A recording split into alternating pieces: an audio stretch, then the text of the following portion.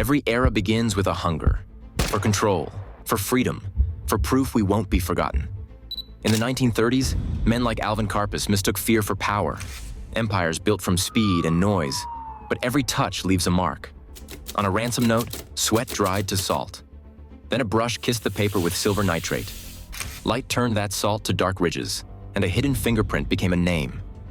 From gunfire to filing cabinets, from rebellion to record-keeping, the war between freedom and order moved from streets to systems. We built machines to remember what we fear to admit, that even our defiance becomes data.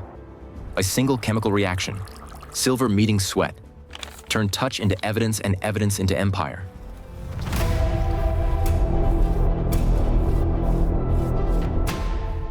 The story of the Karpis Gang began long before the kidnappings that made it infamous. Its foundation was laid in the small towns of America's heartland, where limited opportunity and recurring violence shaped men and women who would later challenge federal law enforcement during one of the country's most turbulent decades. Alvin Karpis, born Alvin Karpovich in Montreal, Canada, in 1907, moved with his Lithuanian immigrant parents to Topeka, Kansas. When he was a child, his father worked for the railroad, his mother took in boarders, and their modest stability offered few prospects. By his teenage years, Karpis drifted toward petty theft and burglary, learning the mechanics of crime from older delinquents who operated between Kansas City and St. Louis. Arrests came early. Reform school replaced education. The routine of confinement and release built the temperament of a man accustomed to the inside of cells and the temporary freedoms between them. By the mid-1920s, Karpis was an experienced burglar and car thief. In 1926, he served a 10-year sentence in the Kansas State Penitentiary at Lansing for an armed burglary conviction. Prison became the real classroom. There, he met Arthur "Doc" Barker, one of the 4 criminal sons of George and Arizona Ma Barker of Tulsa. Oklahoma Doc, older and already notorious for armed robbery, spoke often of his brothers Herman, Lloyd, and Fred, each following the same path of escalating violence and crime. Inside the walls of Lansing, plans circulated as freely as contraband. Men with long sentences traded techniques, contacts, and routes. Karpis absorbed it all, marking names and places he would later revisit. The Barker family's criminal history stretched back through the 1910s and 1920s. George Barker, the patriarch, worked sporadically and provided little supervision. Arizona Barker, known later as Ma, maintained an unyielding loyalty to her sons even as each entered the criminal world. Herman, the eldest, participated in early bank robberies across Oklahoma and Kansas. His career ended violently in 1927 when, cornered by police after killing a lawman, he turned his gun on himself rather than surrender. Lloyd Barker served time for bank robbery in Leavenworth Federal Penitentiary. Fred and Doc alternated between prison terms and new offenses. The family's name circulated through police bulletins well before national headlines ever mentioned them. In 1930, Alvin Karpis escaped from prison with Doc Barker. The escape was coordinated through contacts both inside and outside the penitentiary. Within days, they rejoined Fred Barker and several others who had assembled loose networks of robbers operating through Missouri, Oklahoma, and Arkansas. Their initial goal was simple: quick money through robberies of banks and stores, using stolen automobiles and a growing familiarity with backroads that allowed them to cross state lines faster than local law enforcement could respond. The group's discipline and Karpis's intelligence soon distinguished them from other rural criminals of the era. He planned each operation with precision. Studying bank schedules, police shifts, and getaway routes, Fred Barker provided muscle and connections, while Doc Barker brought experience in intimidation and escape. The early 1930s offered fertile ground for such activity. The Great Depression had crippled banks, weakened local police budgets, and filled the countryside with displaced workers and drifters. Robbers were often portrayed in newspapers as folk figures defying failed institutions. Outlaws like Bonnie and Clyde, John Dillinger, and Pretty Boy Floyd shared headlines with the Barkers. Yet unlike those who courted public attention, Karpis preferred anonymity. He changed cars, safe houses, and even partners frequently, leaving few witnesses who could describe him accurately. His cautious methods contrasted with the recklessness of others and would help keep him free for longer than any of his contemporaries. By 1931, the loosely organized Barker brothers and Karpis began coordinating robberies with Harry Campbell, Russell Gibson, and Fred Goetz. They targeted banks and mail shipments in Minnesota, Iowa, and Missouri. Some robberies yielded modest sums, others turned violent. In West Plains, Missouri, a botched holdup ended in the death of a town marshal. Each killing increased federal attention. When Congress expanded the Bureau of Investigations Authority in 1932, interstate flight and bank robbery became federal offenses. The Bureau's files began to accumulate reports linking the Barkers and Karpis to multiple crimes across the Midwest.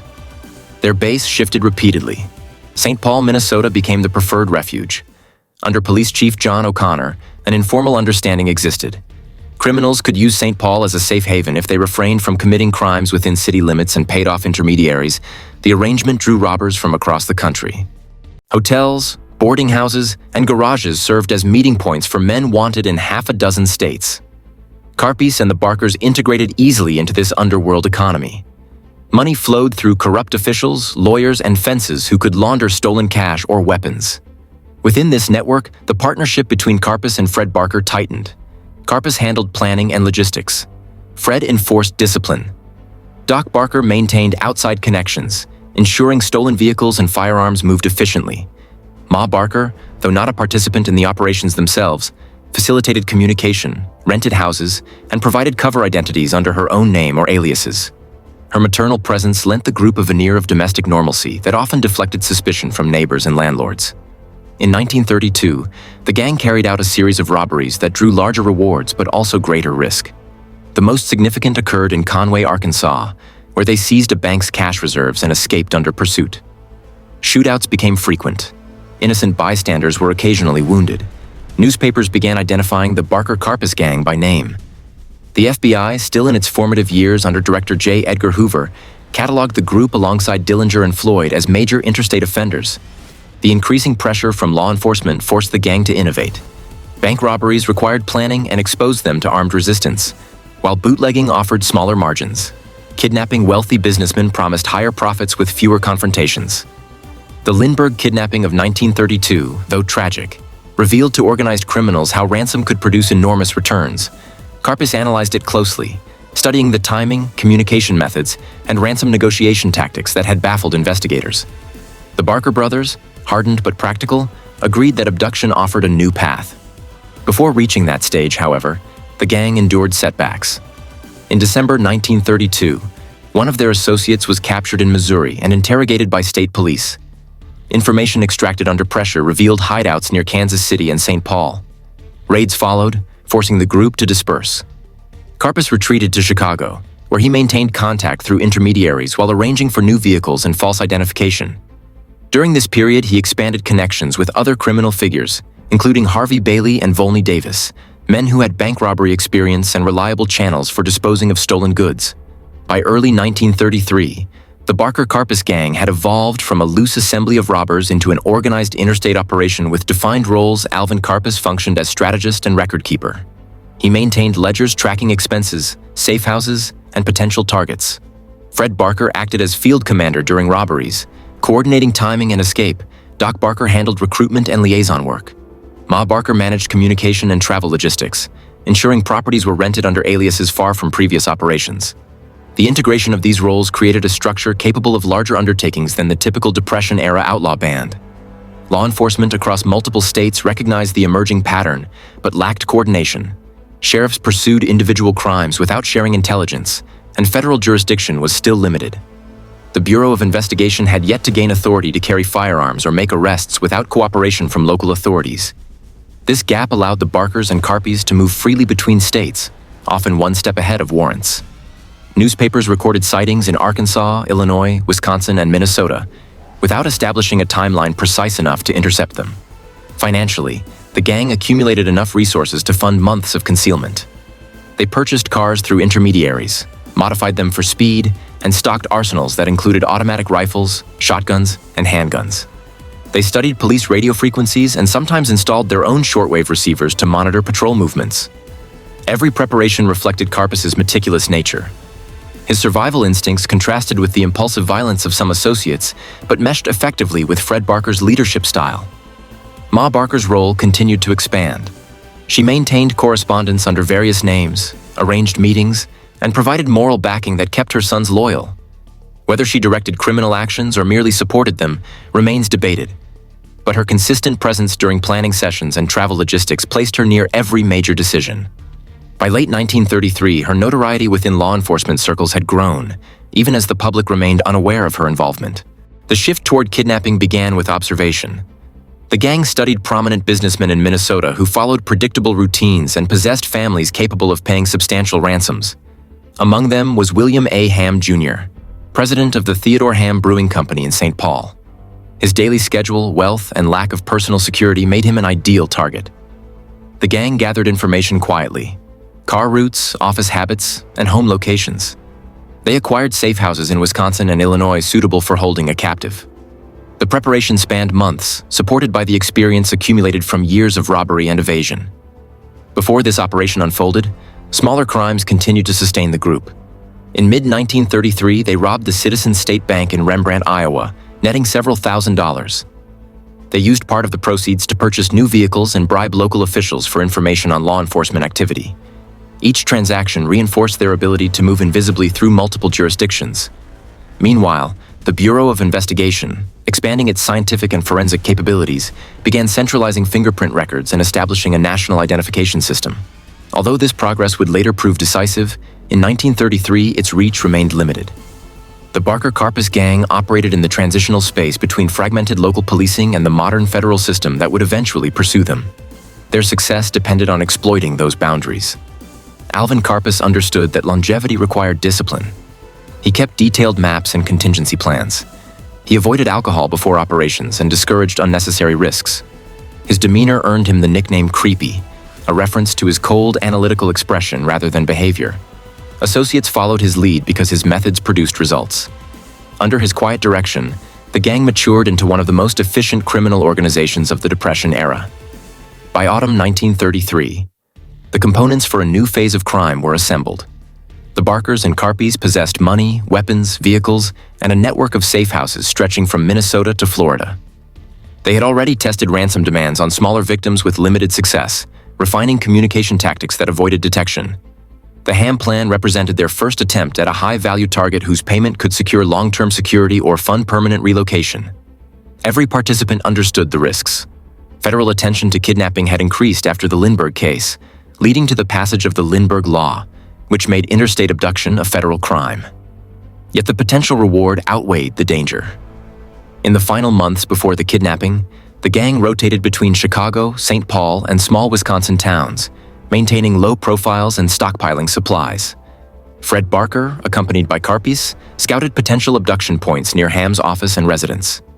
Ma Barker coordinated temporary housing, renting properties under assumed names. Doc Barker managed communication with other associates, ensuring vehicles and weapons were positioned for rapid movement once the operation commenced. Every role reflected the structure they had developed since meeting years earlier inside Kansas State Penitentiary.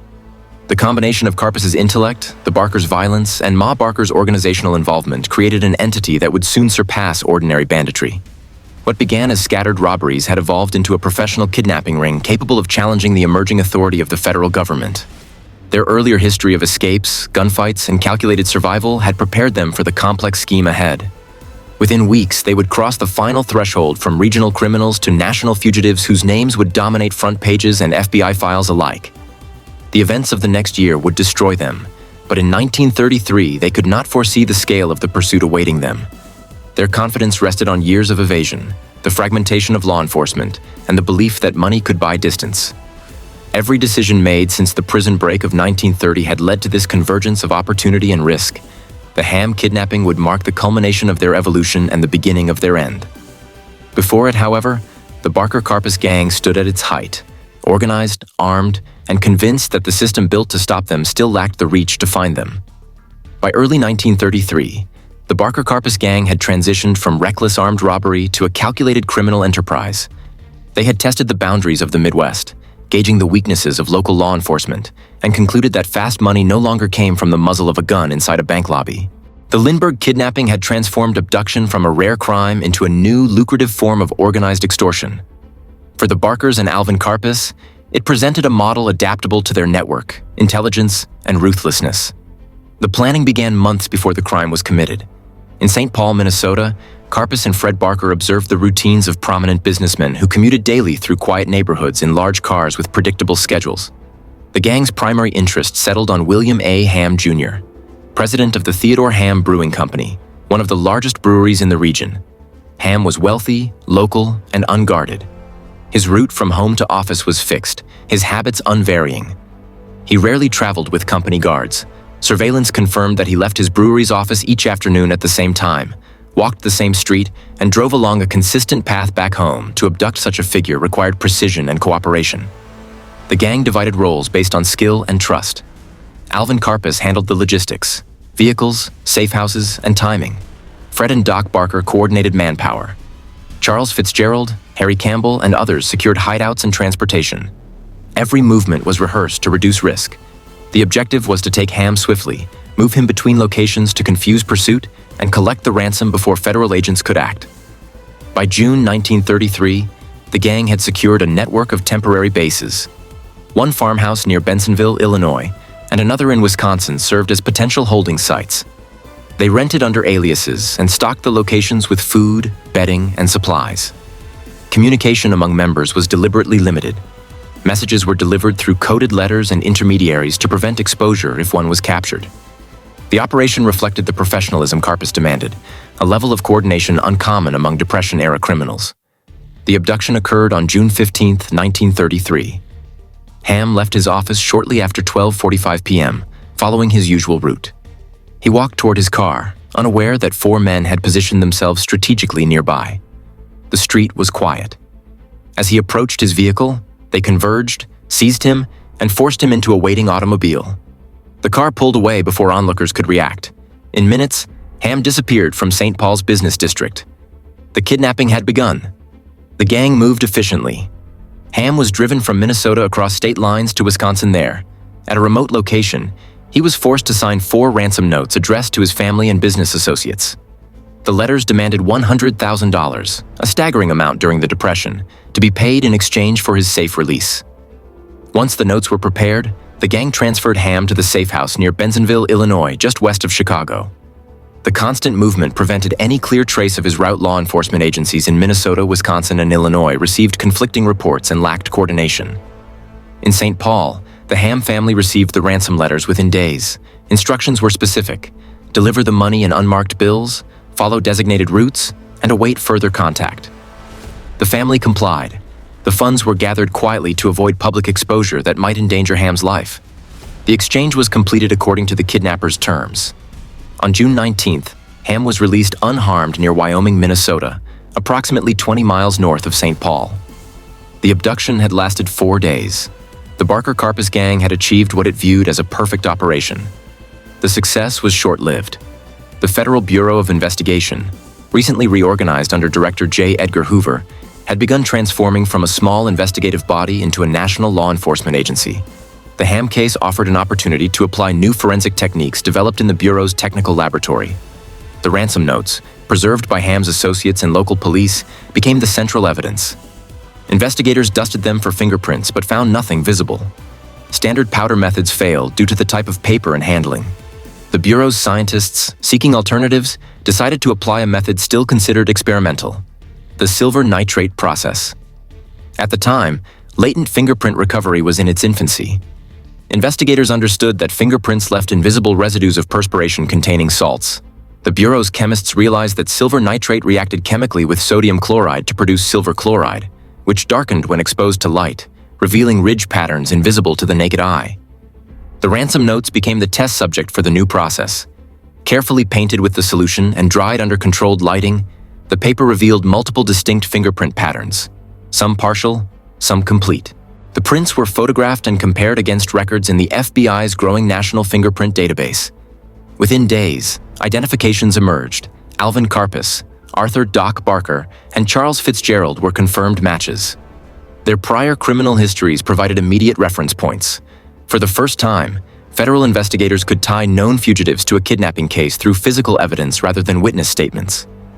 The Ham investigation marked the first successful use of the silver nitrate method to extract latent prints from forensic evidence in the United States. It transformed the Bureau's reputation and validated the scientific approach Hoover was implementing. While the FBI pursued leads, the Barker Karpis gang dispersed. Some members returned to St. Paul under assumed names. Others traveled to Chicago to distribute the ransom funds. Karpis managed the division carefully, paying off participants while concealing the total amount collected. He stored portions of the money in hidden caches and used intermediaries to launder the bills through small transactions.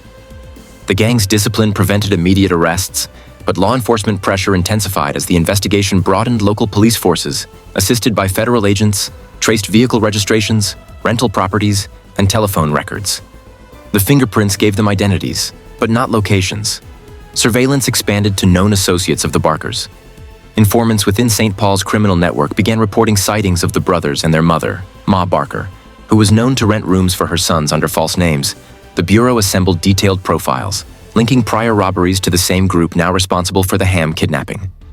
Meanwhile, Hoover's leadership emphasized the importance of public perception. The Bureau released limited information to newspapers, framing the case as evidence of federal capability. Internal memoranda circulated among agents, highlighting the fingerprints as a triumph of modern investigation. The success encouraged further development of the laboratory, leading to rapid advancements in chemical and photographic detection methods. The Ham case thus became both a criminal milestone and a scientific breakthrough. For the Barkers and Karpis, the ransom money brought temporary comfort. They purchased new vehicles, financed additional hideouts, and maintained their network of criminal associates. Yet prosperity increased carelessness. New faces were introduced to the organization, including volatile personalities less disciplined than the core members. Internal disputes over money and recognition surfaced. Karpis's insistence on secrecy clashed with Fred Barker's growing confidence. The gang's earlier unity began to erode under the pressure of success. Throughout late 1933, the FBI continued connecting the Ham evidence to other crimes. Reports from Minnesota, Iowa, and Wisconsin linked stolen vehicles, weapons, and financial transactions to individuals associated with the Barkers. Surveillance of mail correspondence revealed coded communication between Ma Barker and her sons. The Bureau's reach extended beyond individual states for the first time. Coordinating data centrally in Washington field offices exchanged information through teletype, reducing delays that had previously allowed fugitives to vanish across state lines. In this climate of increasing scrutiny, the Karpis Gang remained on the move. They changed locations frequently, shifting between Chicago, St. Paul, and smaller rural towns. Whenever possible, they relied on corrupt local officials to provide warnings of impending raids. Their network within St. Paul's criminal underworld, sustained through bribery and intimidation, remained strong. But the balance of power was shifting. As the FBI's authority expanded, traditional safe havens like St. Paul became dangerous. Federal jurisdiction now included kidnapping across state lines, effectively nullifying local protection. The Ham case continued to generate headlines, though details remained scarce. The public viewed it as another sign of the violent chaos gripping the nation. For Hoover's Bureau, it was a validation of modern policing. The agency used it to justify increased budgets and national coordination, setting precedents that would shape future operations against organized crime. Every subsequent case drew upon the forensic standards established by the Ham investigation. For Karpis, the fingerprints represented an unforeseen vulnerability. He understood the implication immediately. The Bureau no longer depended solely on witnesses or confessions. Physical evidence could survive beyond human error. His reaction was to impose stricter operational discipline. Members were instructed to wear gloves at all times during planning and execution. Documents were destroyed or burned after use. Vehicles were abandoned farther from crime scenes. Despite his caution, the inevitability of exposure had begun. The FBI had identified them, and every new offense would strengthen that trail. As the year progressed, the Ham ransom money dwindled. The gang's expenses, safe houses, bribes, transportation, consumed their profits. Pressure from federal pursuit limited their ability to conduct new robberies. By the end of 1933, they were again seeking major opportunities to restore their finances. Kidnapping had proven successful once. Repeating it on a larger scale seemed logical. The next target, Edward G. Bremer Jr., would be selected based on the same pattern of predictability that had made Ham vulnerable. The shift from financial necessity to desperate ambition would mark the beginning of their decline. From an investigative standpoint, the Ham case continued to unfold behind the scenes. The FBI compiled extensive case files, documenting every fingerprint, letter, and correspondence. Laboratory photographs of the silver nitrate results became part of the Bureau's training material. Analysts replicated the process on other documents, expanding the method's reliability. The experiment that had begun with Ham's ransom notes evolved into standard forensic procedure nationwide. Within months, the Bureau's reputation for scientific precision was unmatched among law enforcement agencies. In later interviews, Alvin Karpis would describe the Ham kidnapping as both the gang's greatest success and its fatal exposure. Although he evaded capture for years afterward, The operation placed his name permanently in federal records. The fingerprints taken from the ransom notes ensured that anonymity was impossible. Every subsequent investigation, robberies, shootouts, and eventual arrests, traced its origins to that summer of 1933 when science and crime first collided on paper soaked with sweat and salt. By the end of 1933, the Karpis Gang had retreated into secrecy, but the federal response had only begun. The Ham investigation provided Hoover with proof that the Bureau could compete with the most violent criminal organizations of the Depression era. The evidence gathered would fuel future indictments and frame the Bureau's public image as relentless, scientific, and professional. The Barkers and Karpis, once shielded by distance and disorganization among lawmen, now faced a unified adversary equipped with technology and national jurisdiction. The Ham case had redefined both sides of the criminal divide. For the Outlaws, it demonstrated that perfection was temporary. Even the smallest trace could expose an empire. For the FBI, it marked the transformation from an investigative office into a national police force. The ransom letters, once mere instruments of extortion, became the documents that changed American law enforcement forever. The Karpis Gang moved on to plan their next abduction. Unaware that the same methods that had made them wealthy had already ensured their destruction, the fingerprints they left behind would follow them from state to state, from temporary triumph to inevitable downfall. The Ham kidnapping was over, but its evidence would never fade. The capture of fingerprints from the Ham ransom letters marked a decisive turning point for federal law enforcement. Within the Bureau of Investigation's cramped laboratory in Washington, the successful application of silver nitrate signaled the birth of a new investigative era. Technicians cataloged every print, photograph, and analytical note, turning the material from the Ham case into training reference. Director J. Edgar Hoover recognized immediately that the discovery carried political and institutional value. The Bureau, once a modest office under the Department of Justice, could now demonstrate measurable scientific progress at a time when public faith in government competence was fragile. In the months that followed, Hoover reorganized resources around laboratory science. Chemical specialists, photographers, and ballistic analysts were recruited and trained. Equipment budgets increased. The fingerprint files, already numbering millions, were reclassified and indexed under a new system that allowed rapid cross-reference by ridge pattern rather than simple alphabetical order. Hoover's directives emphasized precision. Every piece of evidence from local field offices was to be packaged, labeled, and forwarded to Washington for standardized analysis. The Bureau that had once depended on confessions and informants began to rely on chemistry, mathematics, and documentation. At the same time, Hoover moved to consolidate power. The Ham investigation had revealed the weakness of cooperation between federal and state agencies. Local police had been uncoordinated, their jurisdictions ending at state lines.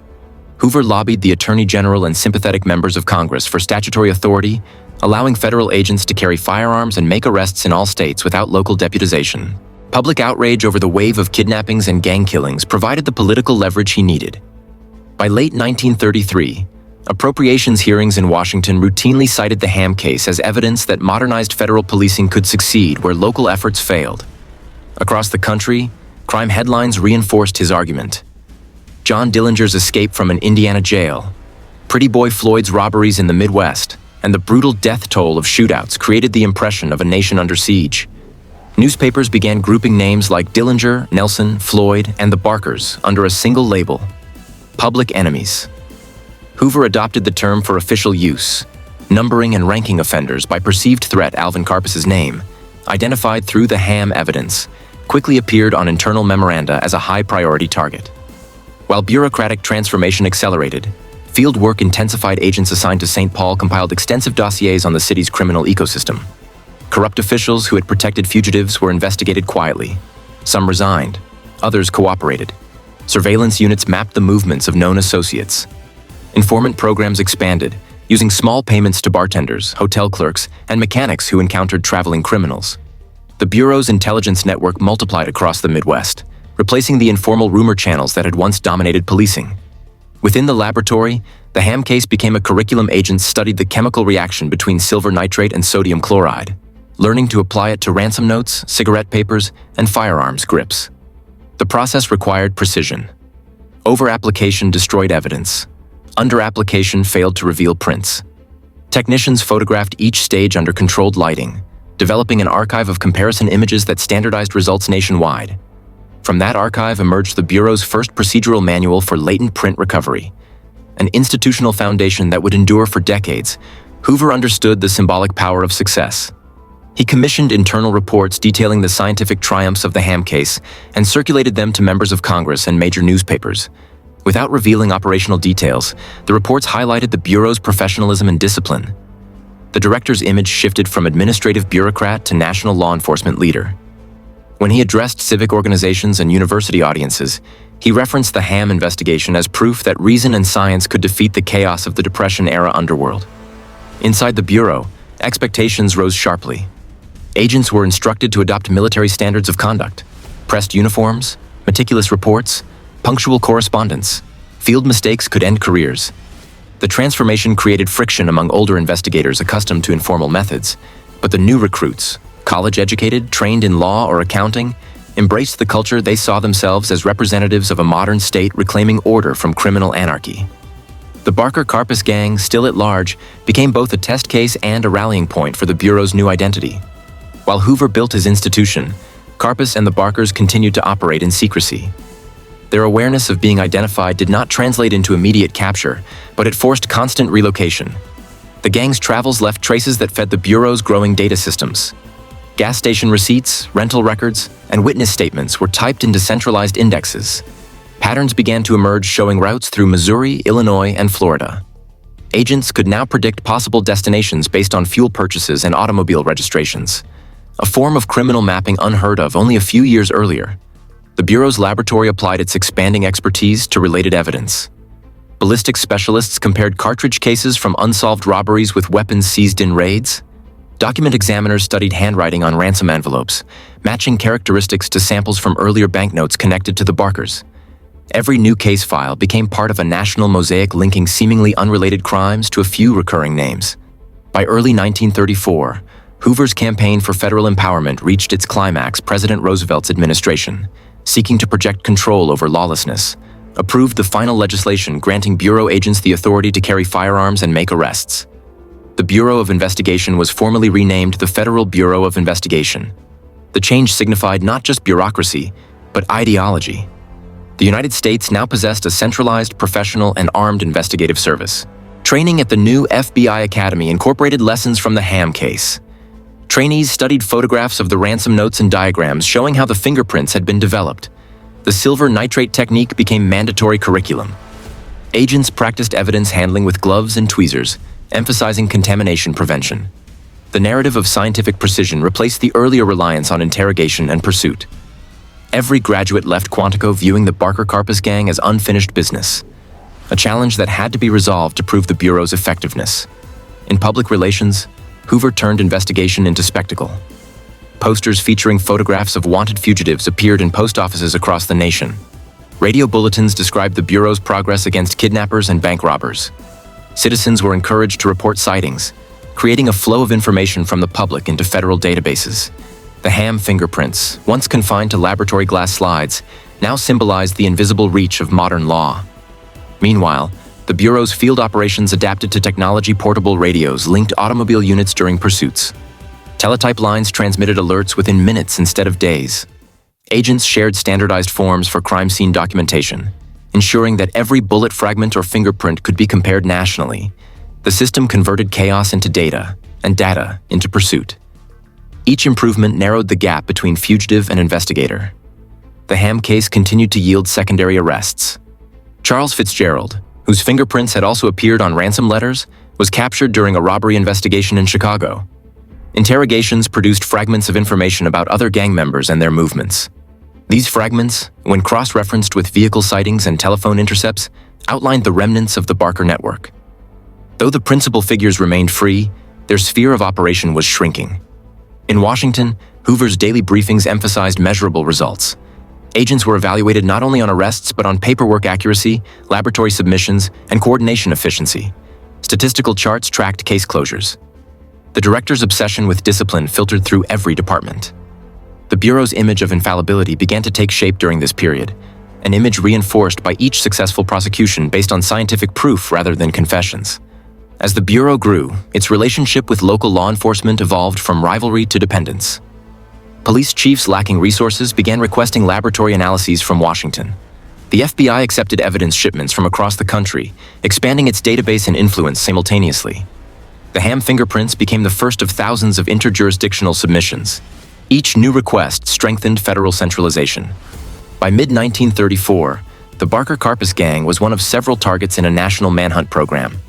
Hoover's office maintained charts listing fugitive names, aliases, physical descriptions, and reward amounts. Photographs were distributed to field divisions in Chicago, St. Paul, Kansas City, and Miami. The Bureau's internal communications repeatedly emphasized the connection between the Barkers and the recent resurgence of kidnapping. The gang's next operation, the abduction of Edward G. Bremer, would prove both its daring and its undoing. But at the start of that year, agents still sought evidence strong enough for indictment on the ham case alone. Parallel to fieldwork, Hoover cultivated relationships with journalists. Select reporters received controlled access to case progress, ensuring coverage portrayed the Bureau as methodical and courageous. Stories of laboratory breakthroughs, including the silver nitrate process, appeared in national magazines. The narrative of science conquering crime entered popular imagination. Every public mention of forensic success added legitimacy to Hoover's request for funding and manpower. Internally, the director's management style became legendary for detail. He reviewed daily summaries of field actions, corrected grammar in reports, and reprimanded agents for typographical errors. Yet the results were visible. Coordination improved, morale solidified, and operational tempo increased. The Bureau that would soon confront the Barkers in Florida bore little resemblance to the fragmented agency that had begun the ham investigation a year earlier. The larger historical context magnified these developments. The Great Depression's social dislocation had created conditions ripe for both criminal enterprise and public fascination with outlaws. Hoover's FBI offered an alternative myth, one of order, discipline, and national competence. The ham case served as the factual backbone of that myth. Every speech he delivered referenced it as proof that intelligence and laboratory science could defeat any criminal innovation. When he addressed Congress in support of budget increases, he cited the fingerprints that had unmasked Karpis and the Barkers as a victory of science over chance. For the Bureau's agents, these pronouncements translated into practical directives.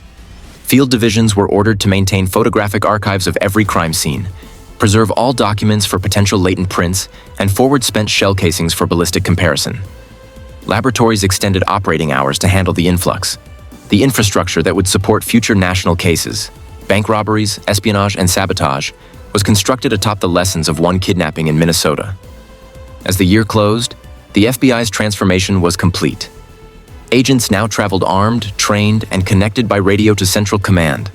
The laboratory occupied expanded quarters, its shelves lined with comparative fingerprint charts and chemical reagents. Hoover's office displayed framed photographs from the ham case as symbols of achievement.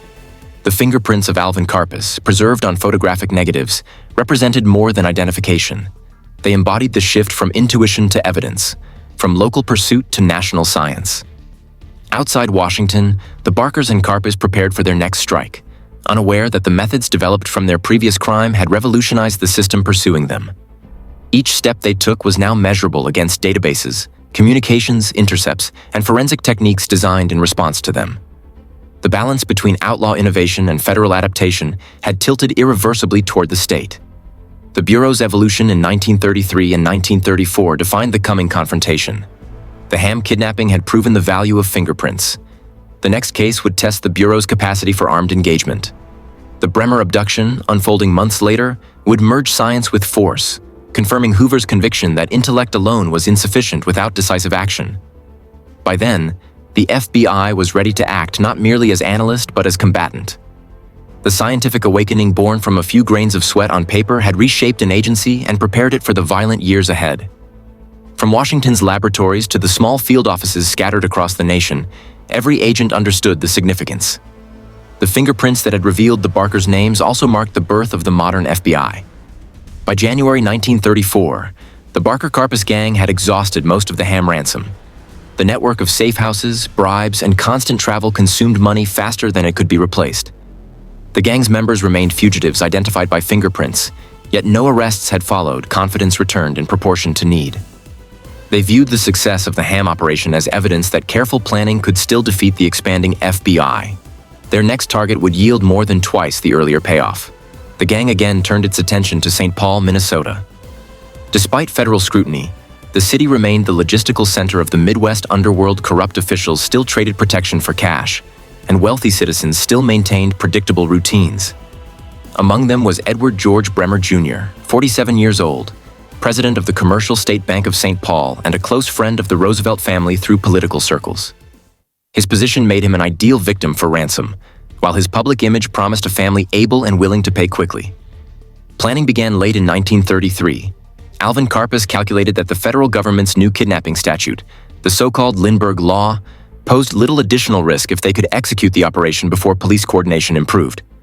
Fred Barker, volatile but decisive, managed field arrangements.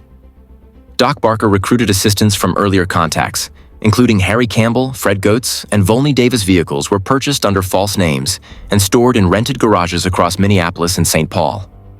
The gang procured Thompson submachine guns, pistols, and rifles, favoring overwhelming firepower over subtlety. On the morning of January 17, 1934, Edward Bremer left his home to drive his daughter to school, following a schedule as regular as Ham's had been. As he returned toward his bank shortly before 9 o'clock, a sedan blocked his path. Two armed men forced him into another car, leaving his vehicle at the curb. Within seconds, he vanished into St. Paul's rush-hour traffic. The abduction took place less than half a mile from his office. Witnesses recalled confusion but little detail. The kidnapper's car bore stolen license plates from Wisconsin, erasing local leads. The gang drove Bremer north out of the city toward isolated farm roads, transferring him between vehicles several times before reaching a rented house near Bensonville, Illinois, already used during the Ham case. There, under constant guard, Bremer was compelled to write a series of ransom letters addressed to his father and business associates. The demand totaled $200,000, to be paid in small bills and delivered according to instructions left in public locations. The gang used the same courier system developed during the Ham operation, but refined it to include decoy messages and extended waiting periods designed to confuse surveillance. In St. Paul, local and federal authorities reacted immediately.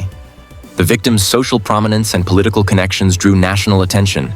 Newspapers printed extra editions within hours.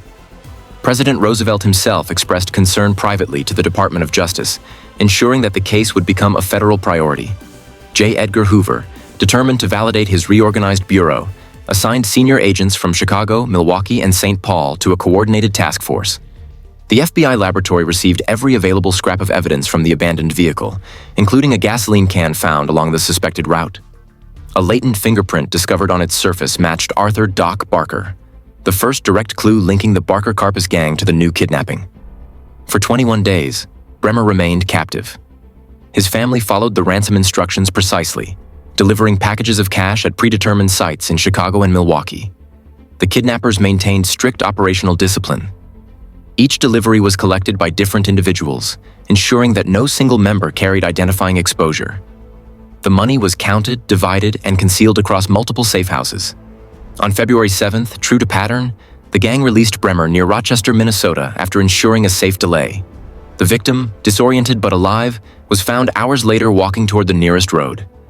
His statements to investigators provided crucial but limited information. He had been blindfolded, heard trains at night, and sensed long automobile journeys between locations. He could not identify faces or specific towns. Federal agents launched one of the largest investigations in Bureau history. To that point, every ransom bill was recorded by serial number, and copies of the list were distributed nationwide to banks and businesses. Within weeks, small quantities began appearing in circulation in Chicago, Kansas City, and Miami. Each recovery narrowed the gang's possible whereabouts. Simultaneously, the Bureau traced the fingerprint from the gas can to Doc Barker's earlier record, linking him and, by extension, his family and Karpis to the crime for Hoover. The identification confirmed the effectiveness of forensic science and justified further expansion of federal authority. The gang, meanwhile, fractured under the strain of success. Dividing the ransom created disputes. Fred Barker and Alvin Karpis argued over expenditures. Doc Barker sought temporary distance, traveling to Chicago with his share Ma Barker, who had coordinated logistics and housing, relocated frequently between rented homes in Florida and Chicago to maintain cover. The influx of cash produced conspicuous spending. Associates purchased cars and jewelry, drawing attention. The Treasury Department's new Division of Investigation of Money Laundering began monitoring sudden cash transactions across several states. Feeding information to the FBI by spring 1934, the Bureau had compiled extensive intelligence on the gang's movements. Agents cross-referenced automobile registrations, hotel guest books, and postal money order receipts. They mapped sightings against the locations where ransom bills surfaced. Patterns pointed south toward Florida, where Fred Barker had recently registered under an alias at the El Commodore Hotel in Miami Field. Reports indicated he was accompanied by a woman matching Ma Barker's description and another associate known only as Campbell. Surveillance teams confirmed the connection and relayed updates to headquarters. At the same time, other gang members encountered setbacks. In Chicago, local police, acting on information about counterfeit bills, raided an apartment and seized weapons, ammunition, and a map with a circle drawn around Lake Weir, Florida. The document linked the Chicago group directly to the Barkers in the South. Hoover ordered a full-scale federal operation to locate and neutralize the fugitives. The Bureau coordinated with postal inspectors, treasury agents, and local sheriffs across several states. An unprecedented joint action demonstrating how the Ham and Bremer cases had institutionalized interagency cooperation. The psychological impact of the Bremer case extended beyond the manhunt. Public perception of kidnapping shifted from curiosity to outrage. The victim's political status made the crime an affront to the national government itself. Newspapers demanded decisive action, and Congress responded by strengthening penalties under the Lindbergh Law, authorizing the death sentence for kidnappers whose victims were harmed. Hoover used the legislation to assert full federal jurisdiction over the Barker-Karpis investigation. Every remaining member of the gang now faced charges carrying potential execution if captured alive. Operationally, the Bureau applied new investigative methods born from earlier lessons. Agents photographed every suspect location, fingerprinted every piece of physical evidence, and transmitted results by teletype to Washington within hours. The silver nitrate process, first proven in the Ham case, was now routine. Analysis of papers, maps, and personal effects recovered from raids produced additional fingerprints belonging to Fred Barker and Karpis. Each identification reinforced the network diagram connecting more than a dozen associates across 8 states. As the evidence mounted, internal FBI memoranda detailed the hierarchy of the organization. At the top stood Alvin Karpis, strategist and planner. Immediately below, Fred Barker, field commander. Then Doc Barker, recruiter and coordinator. Ma Barker was classified as an accessory and facilitator. Others, including Goetz, Davis, and Campbell, were listed as armed enforcers. The Bureau designated the entire group as interstate fugitives to be captured or neutralized by armed agents without delay. In the months following Bremer's release, the Bureau's efforts intensified. Agents raided suspected hideouts in Chicago, Kansas City, and Tulsa, seizing weapons, counterfeit identification, and cash traced to ransom serial numbers. During one confrontation in Chicago, Russell Gibson, a gang associate, opened fire and was killed. The discovery of the Florida map among his belongings confirmed that the Barkers had established a permanent base in the South. Hoover interpreted the find as opportunity. He authorized field operations to converge on the region. Meanwhile, the Bremer ransom money continued to resurface. Bills appeared in small banks throughout the Southeast, signaling movement of the fugitives. Agents tracked the currency through deposit patterns, eventually narrowing the trail to Ocklawaha, a small lakeside community near Lake Weir in central Florida. Residents reported new tenants renting a furnished cottage under the name Blackburn. They kept to themselves, paid in cash, and received frequent deliveries of groceries and ammunition.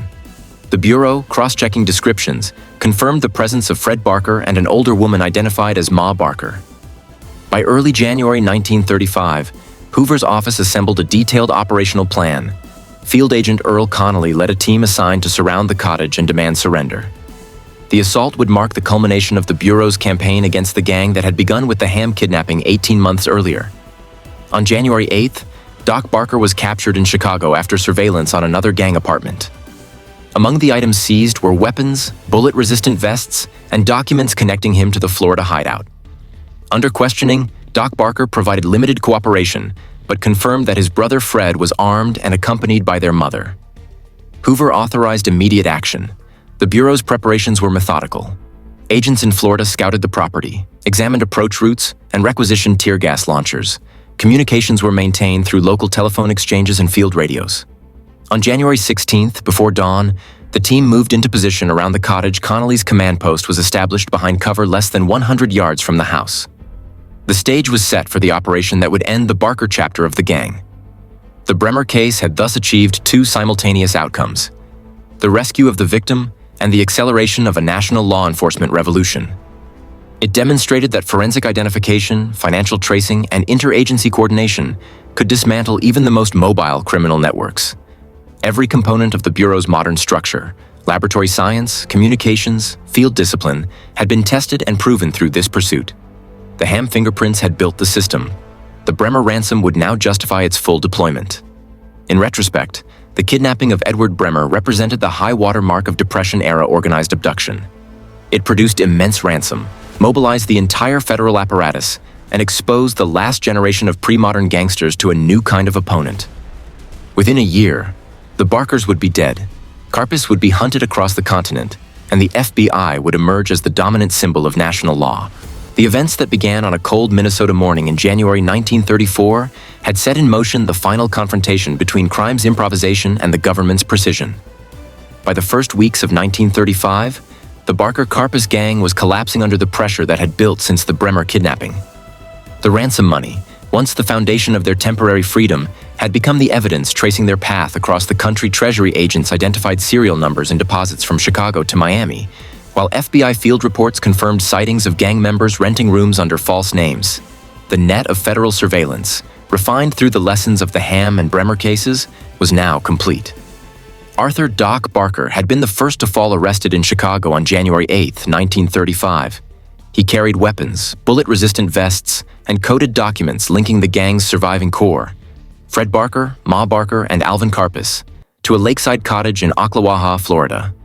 Agents who searched his apartment found the same Florida map earlier discovered in Russell Gibson's hideout, with Lake Weir circled in pencil. The evidence confirmed the Bureau's suspicion that the fugitives had established a new base under assumed identities. Within hours of the arrest, reports reached Washington.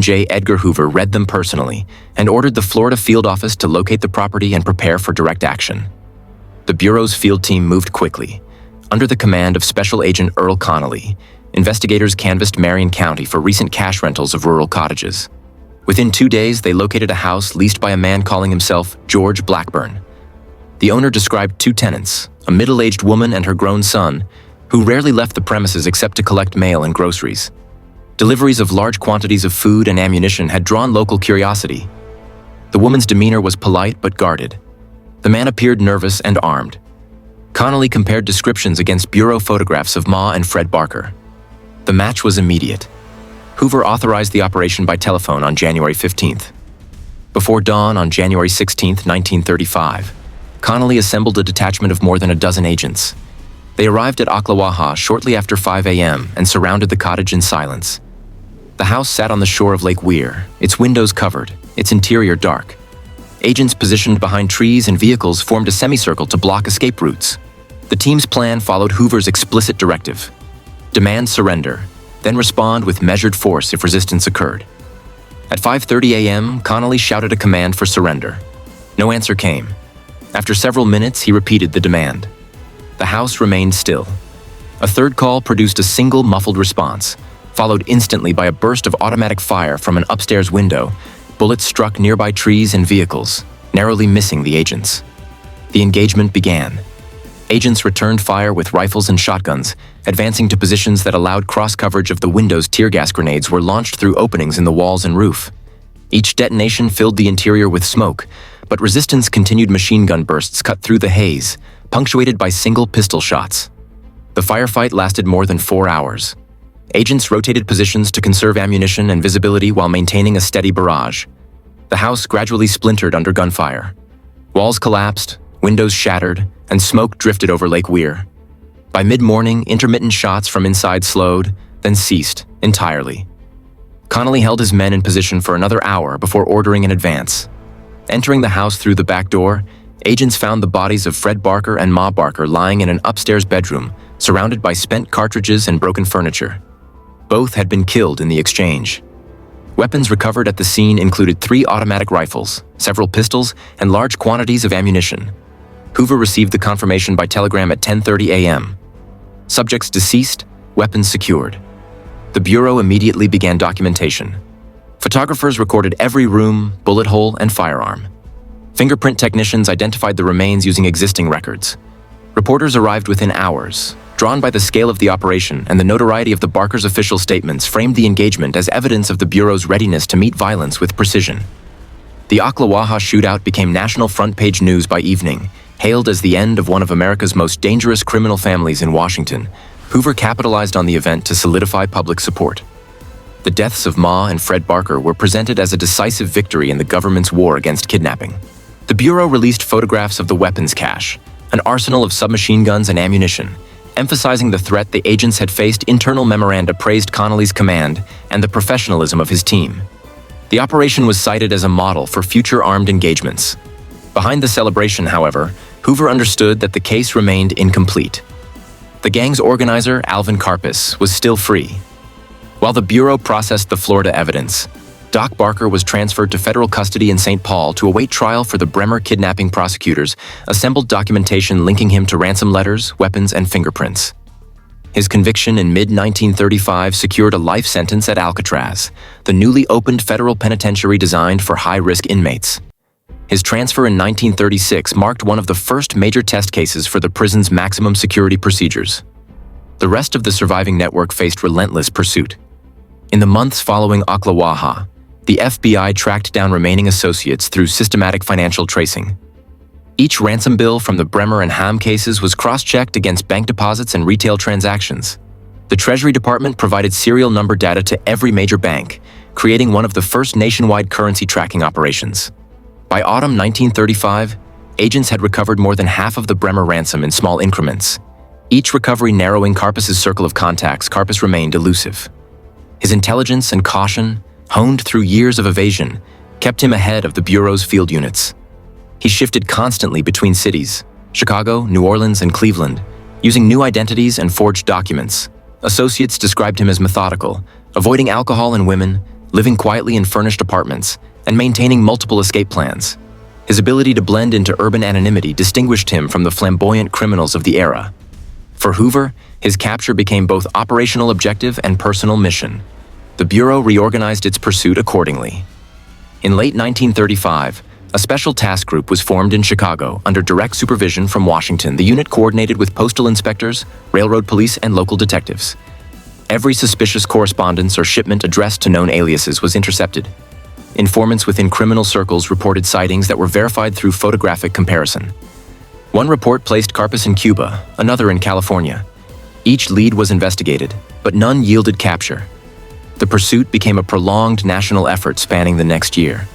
Meanwhile, the deaths at Lake Weir continued to generate controversy. Critics questioned whether Ma Barker had been an active participant in her son's crimes or merely a companion caught in crossfire.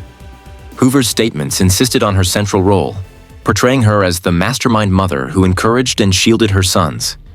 The debate persisted among historians, but within the Bureau, the narrative served a strategic purpose. It emphasized the moral clarity of the operation and the inevitability of federal authority triumphing over organized violence. The FBI's institutional structure expanded in response to these successes. The laboratory increased staff, field divisions multiplied. Training at Quantico now included tactical exercises modeled on the Ocklawaha siege agents, studied the operation's timeline, weapon deployment, and communication procedures as case study material. The combination of forensic science and armed capability represented the Bureau's new doctrine. Intelligence followed by decisive confrontation. The Ocklawaha engagement also altered public perception of crime. Newspapers published photographs of the destroyed cottage, the recovered weapons, and the bullet-riddled walls. Headlines proclaimed the end of the Barker Gang.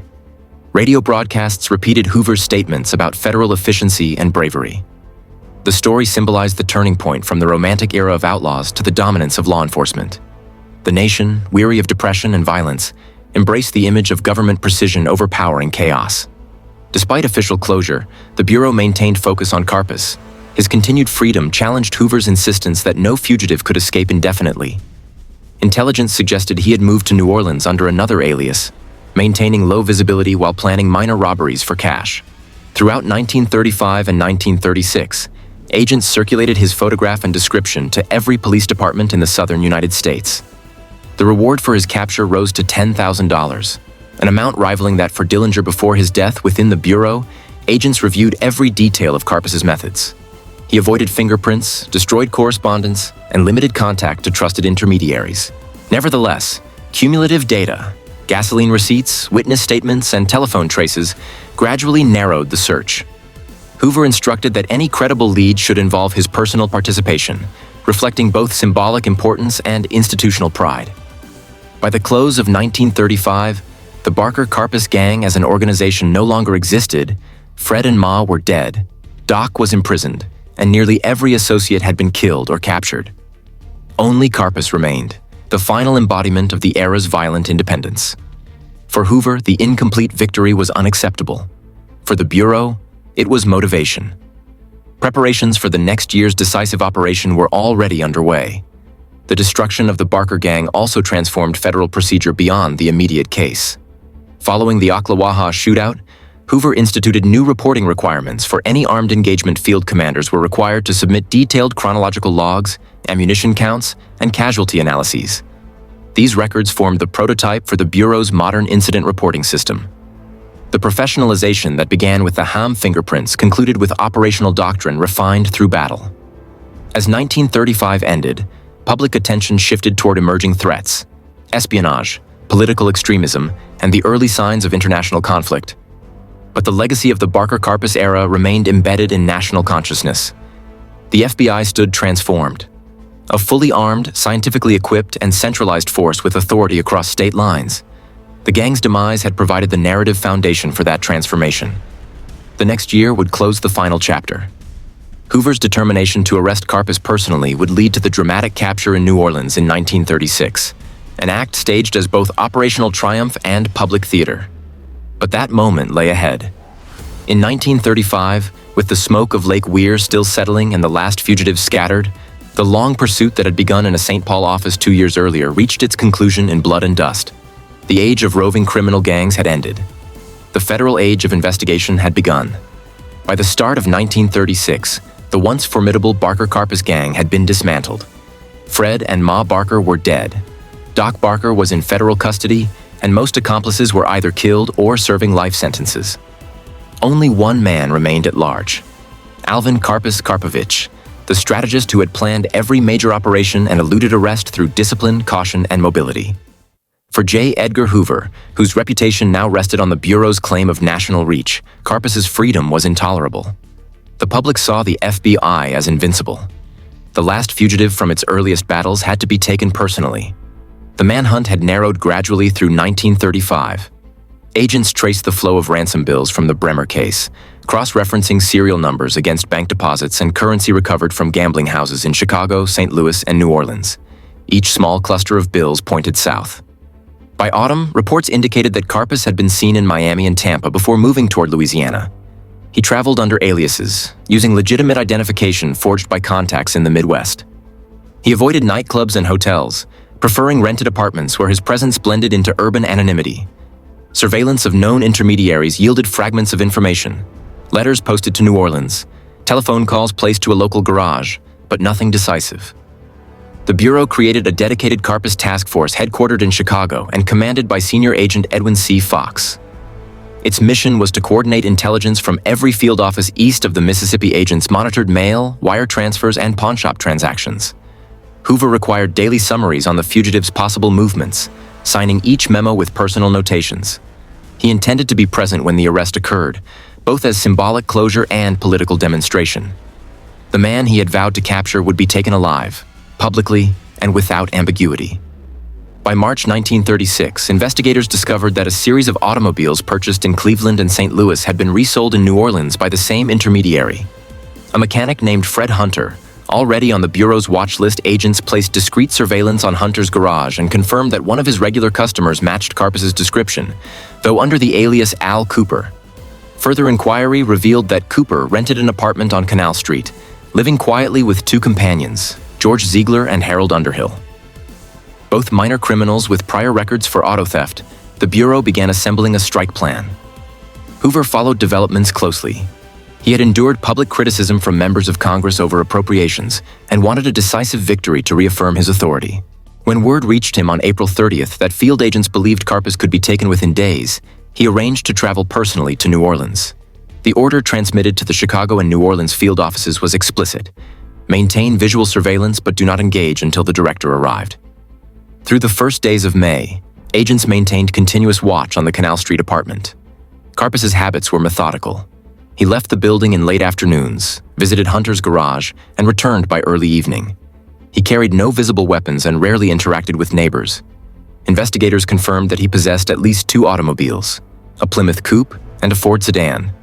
Registered under false names, Hoover arrived in New Orleans on May 1st and met the assembled task force that evening to review operational details. He insisted on taking direct command during the arrest, an unusual step reflecting both ambition and personal investment in the case. At 4:45 p.m. on May 1st, surveillance teams observed Karpis and two associates leaving the apartment carrying small bags. They entered the Plymouth coupe parked along Canal Street. Agents in unmarked cars trailed them for several blocks until Hoover, positioned nearby, gave the signal to close in. Vehicles accelerated from both directions. Cutting off the coupe, agents surrounded the car, weapons drawn but held low to avoid civilian panic. The street froze in mid-afternoon traffic. Hoover stepped from his car, identifying himself to the surrounding agents as they opened the vehicle's doors and ordered the occupants out. Karpis complied without resistance. Ironically, none of the agents had brought handcuffs. In the haste of coordination, they had assumed another unit carried them. One agent removed his tie and bound Karpis's wrists while others searched the car. A loaded .38 revolver and a small automatic pistol lay within reach of the driver's seat. The capture was complete at 5:05 p.m. The final surviving leader of the Karpis Gang was in custody. Within an hour, Hoover personally escorted Karpis to the New Orleans field office, where fingerprint technicians confirmed his identity. Press telegrams left the office that evening announcing the arrest of public enemy number 1. Newspapers printed special editions within hours, crediting Hoover by name. The image of the director presiding over the capture became front-page symbolism for federal supremacy. The episode closed the narrative that had begun 3 years earlier with the Ham kidnapping. The Bureau's internal documentation of the arrest was exhaustive. Agents compiled detailed logs describing surveillance timelines, operational coordination, and evidence recovery. Karpis was charged under federal kidnapping statutes for his role in both the Ham and Bremer cases. During preliminary interrogation, conducted without violence, he admitted his identity, but withheld details of accomplices. Records describe him as calm, analytical, and resigned. The absence of resistance or injury allowed Hoover to present the capture as an example of disciplined precision rather than brute force. The following day, May 2nd, Hoover accompanied Karpis on the flight to St. Paul for formal arraignment. Photographers at the airport captured the scene. The director walking ahead, the prisoner flanked by agents, wrists still bound by rope. The images appeared in national newspapers as visual proof of federal dominance over the criminal era. To the public, the arrest completed the transformation of the Bureau from obscure office to national institution. Legal proceedings moved swiftly. Federal prosecutors prepared 2 indictments, one for the Ham kidnapping, another for the Bremer case. Karpis faced potential death sentences under the strengthened Lindbergh Law, but strategic consultation between defense counsel and the Department of Justice led to a plea agreement ensuring life imprisonment in exchange for full confession. On May 23, 1936, in federal court at St. Paul, he pleaded guilty to both charges. Judge Matthew Joyce sentenced him to life without parole. The hearing lasted less than an hour. Reporters described Karpis as expressionless, answering procedural questions in a measured tone. Immediately after sentencing, Karpis was transported under heavy guard to Leavenworth Penitentiary in Kansas. 2 months later, he was transferred to Alcatraz, joining Doc Barker and other federal prisoners deemed too dangerous for conventional facilities. Upon arrival, he was registered as inmate number 325 and placed in isolation for evaluation. Bureau records note his cooperation and intelligence. He quickly adapted to prison routines, avoiding disciplinary infractions. For Hoover, the placement of both surviving Barkers on Alcatraz symbolized final containment of the era's most notorious gang. The New Orleans operation became a benchmark for future Bureau planning. After-action reports circulated to field divisions emphasized surveillance discipline, coordination across jurisdictions, and the value of centralized command. Hoover used the success to reinforce his leadership narrative. Photographs of the capture adorned Bureau training halls, captioned with the phrase, "The director leads the way." Internally, the operation served as demonstration that intelligence, patience, and control could accomplish what reckless violence could not. The same institution that once relied on chemical experiments to find fingerprints had matured into a coordinated national force capable of decisive field action. The capture's political resonance extended beyond law enforcement. Congress cited the case during budget hearings as justification for continued funding of federal crime laboratories, communication networks, and agent training. Public trust in the FBI solidified, allowing Hoover to shape its image with unprecedented autonomy. The end of Karpis's freedom marked not only the fall of the last Great Depression-era gangster, but also the consolidation of a bureaucratic power structure that would dominate American law enforcement for decades. Inside Alcatraz, Karpis settled into a long incarceration. He spent over 26 years there, longer than any other inmate in the prison's history. During those years, he observed the decline of the criminal archetype that had defined his youth. Bank robberies and kidnappings faded as federal oversight expanded. Organized crime evolved into corporate syndicates beyond his comprehension. Karpis became a relic of another generation, one whose defeat had built the framework of modern policing. For Hoover, the capture provided the capstone to the campaign that had begun with the Ham kidnapping in 1933. Each case had contributed an element: forensic innovation, legislative expansion, operational coordination, and finally, the spectacle of victory. When he addressed law enforcement conferences in later years, he often recounted the sequence as demonstration of systematic progress: science exposing the criminal, discipline confronting violence, and national law triumphing over fragmentation. The tie used to bind Karpis's hands was preserved in bureau archives as symbolic artifact of closure. The historical significance of the arrest extended further than propaganda. It demonstrated that the balance between individual criminal ingenuity and state capacity had shifted irreversibly. The lone fugitive, regardless of cunning, could no longer outrun a system supported by technology, databases, and federal reach. The methods refined during the Barker-Karpis manhunt, fingerprint comparison, currency tracing, nationwide coordination, became the foundation of modern investigative procedure. What had begun as pursuit of one gang transformed into the architecture of a national security apparatus. After Karpis's sentencing, federal attention turned toward new priorities: espionage investigations, sabotage prevention, and the rising tensions in Europe. Yet the legacy of the gang's destruction persisted within the Bureau's culture. Every new generation of agents studied the Ham and Bremer cases as origin points of their institution's identity. The scientific rigor of the laboratory, the precision of the field command, and the director's personal involvement in decisive moments formed a mythology that sustained morale and authority alike. Decades later, when Alcatraz closed in 1963, Karpis was transferred to McNeil Island Penitentiary in Washington state and eventually paroled in the late 1960s. He lived quietly in Canada and Spain until his death in 1979. By then, his name belonged to history.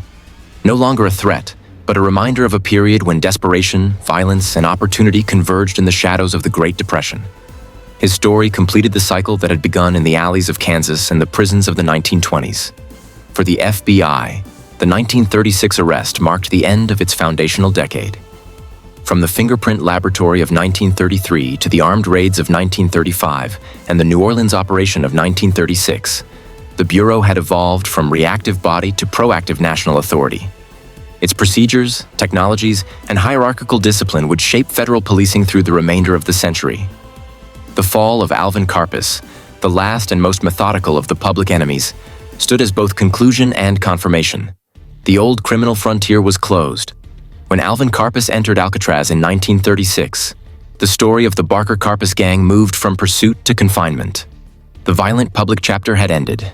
The remaining decades unfolded inside courtrooms, cells, and administrative offices where the consequences of the gang's actions reshaped both the federal justice system and the identity of the FBI. The nation that had followed the manhunt now turned its attention to what victory meant in practice, how justice was administered, and how the Bureau's triumph became an enduring institution. Karpis's transfer from Leavenworth to Alcatraz occurred in August 1936. The new prison, rising from rock in San Francisco Bay, symbolized absolute security. It housed the most unmanageable federal inmates: escape artists, kidnappers, murderers, and organized crime figures whose notoriety had defined the Depression decade upon arrival. Karpis was stripped of personal effects, fingerprinted again, photographed, and assigned identification number 325. His daily life became a schedule measured by bells, work detail, meals, and locked confinement. The orderliness contrasted sharply with the chaos of the years that had preceded it. For him, survival depended on silence and adherence. The prison itself reflected the Bureau's influence. Though administered by the Federal Bureau of Prisons, Alcatraz owed its conception to the law enforcement revolution that Hoover had built. The Bureau's investigative files on every inmate formed part of the classification system determining housing, labor, and privileges. The Ham and Bremer kidnappings, cited repeatedly in congressional hearings, had justified the prison's funding. Each cell represented not just punishment, but proof that the federal government could contain any threat inside Alcatraz. Karpis avoided the behavioral problems common among other inmates. Guards recorded him as methodical, detached, and cooperative. He worked in the furniture shop and later in the library, earning small privileges for good conduct.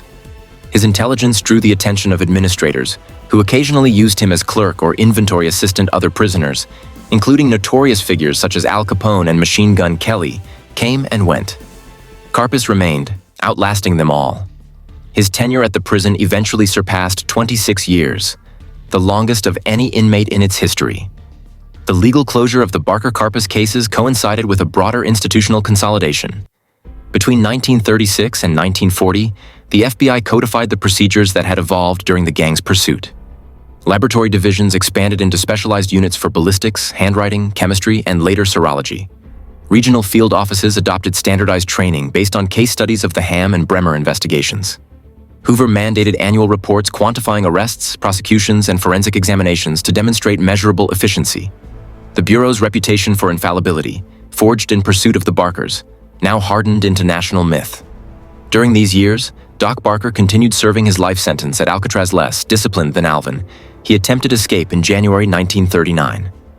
Along with 3 others, he sawed through bars and reached the rocky shoreline before guards opened fire. He was shot and killed instantly. The failed breakout confirmed Alcatraz's reputation for security and ended the Barker name as an active presence in criminal history. Official reports described Doc's death as final elimination of the Barker element from the Federal Register of Fugitives.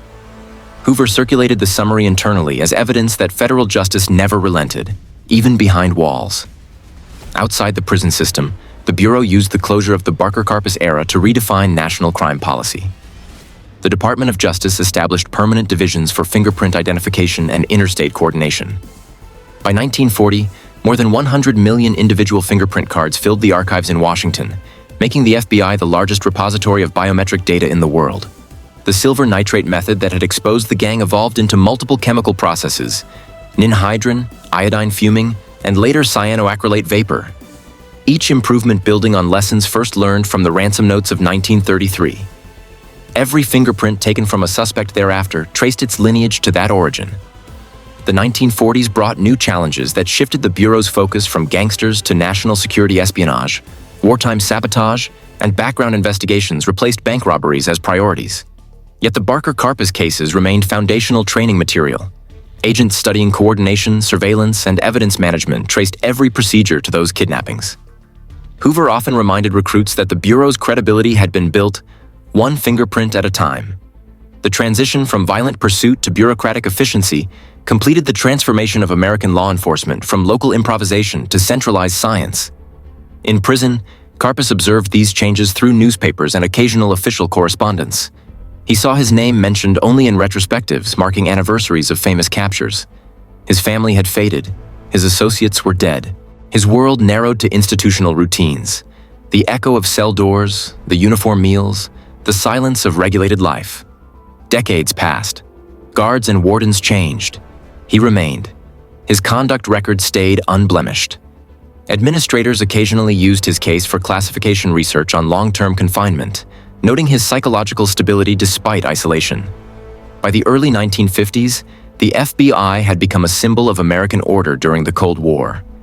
The Bureau's scientific divisions, funded through defense budgets, applied wartime technology to criminal investigation. Hoover's personal stature reached its height. Congressional committees cited the Barker-Karpis investigations as examples of permanent preparedness. The earlier gang era now appeared distant, a primitive conflict that had justified the creation of a modern state apparatus. Karpis's name became shorthand for the past, a convenient reference point when the Bureau spoke of how far the nation had progressed. Within Alcatraz, change came slowly. The population aged, disciplinary policies softened, and rehabilitation replaced retribution as rhetoric. Karpis maintained correspondence with prison chaplains and sociologists, studying behavior patterns among long-term inmates.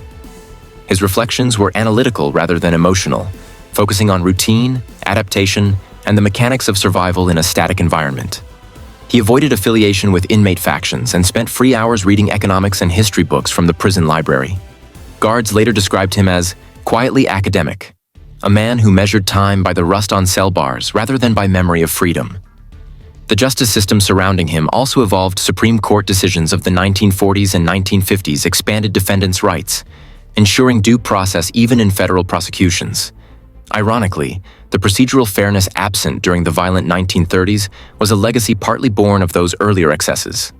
The very efficiency that had defeated the Barker Karpis gang now demanded constitutional restraint. The FBI adjusted to judicial oversight, formalizing evidence handling protocols and testimony standards. Its laboratory scientists began appearing routinely in court as expert witnesses, presenting fingerprint or ballistic results with authority derived from decades of precedent. Hoover continued to guard the Bureau's image with precision.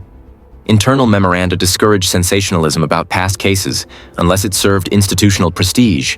The Ham and Bremer files were archived but remained accessible for anniversary features that reinforced the myth of progress. When Hoover marked his 25-year anniversary as director in 1949, official publications listed the Barker Karpis captures alongside the dismantling of Dillinger and Floyd as milestones proving national capability. The line between history and propaganda blurred. The Bureau's victories became civic legend. Karpis aged in confinement while the world outside transformed through war and prosperity. New inmates arrived whose crimes belonged to another age: espionage, income tax evasion, and organized syndicate activity. The Depression gangsters became curiosities within the prison population. Younger prisoners regarded them as relics of an obsolete era of direct violence. To administrators, they were case studies in deterrence, proof that even the most elusive criminal could be located, captured, and contained by the modern state. In 1959, Alcatraz officials recommended Karpis for reclassification to reduce security based on his impeccable record. He was transferred briefly to segregation pending evaluation, but ultimately remained on the island as a model inmate. The recommendation cited him as intelligent, introspective, fully adjusted to institutional life. Bureau files noted without commentary that the prisoner who had once commanded a multi-state criminal organization now served quietly under constant supervision. Outside the walls, Hoover faced growing scrutiny. Journalists and civil liberties advocates questioned the Bureau's secrecy and political influence, yet its public foundation remained intact because of the legacy of the 1930s. Every time criticism arose, Hoover's defenders invoked the memory of the gang years, reminding the nation that scientific law enforcement had been born from those violent times. The Barker Karpis pursuit thus continued to justify modern authority long after its participants were gone. By 1960, the era of the original public enemies existed only in memory and archives. The Great Depression had ended. The criminal landscape had changed, and the Bureau's laboratory occupied an entire building complex in Washington. Its fingerprint division managed over 180 million records, now automated by early punch card systems. Techniques pioneered during the Ham case, chemical development of latent prints, photographic comparison, systematic cataloging, had become global standards adopted by police agencies worldwide. The same scientific curiosity that had once identified a gang's ransom notes had matured into the infrastructure of modern forensics. Within that system, the story of justice and legacy converged. The destruction of the Barker Karpis gang demonstrated the capability of the federal government to extend its reach beyond local boundaries. It produced legal precedents, administrative reforms, and an enduring narrative of order prevailing over chaos. The punishment of its surviving members, life sentences carried to their full measure, illustrated the permanence of that victory. No dramatic rescues or escapes altered the outcome. Time itself became the instrument of retribution. For Alvin Karpis, the decades inside Alcatraz represented a slow descent from history into anonymity. The man whose fingerprints had once reshaped national policing ended the 1950s as an aging inmate reading about scientific advances born of his own capture. When he looked through newspapers distributed in the prison library, he could see references to the FBI's expanding fingerprint systems and the global reach of American law enforcement. The connection between those developments and the ransom letters of 1933 remained unspoken but undeniable. The Bureau's own archives recorded the continuity in meticulous detail. The Ham and Bremer evidence, preserved in sealed storage, was occasionally examined by new technicians studying early chemical techniques. Each generation of scientists replicated the experiments, confirming results that had first convicted the gang. In this way, the fingerprints of the Barker Karpis era continued to live as data, unchanged, incorruptible, and permanently available to prove a point long after their owners were gone.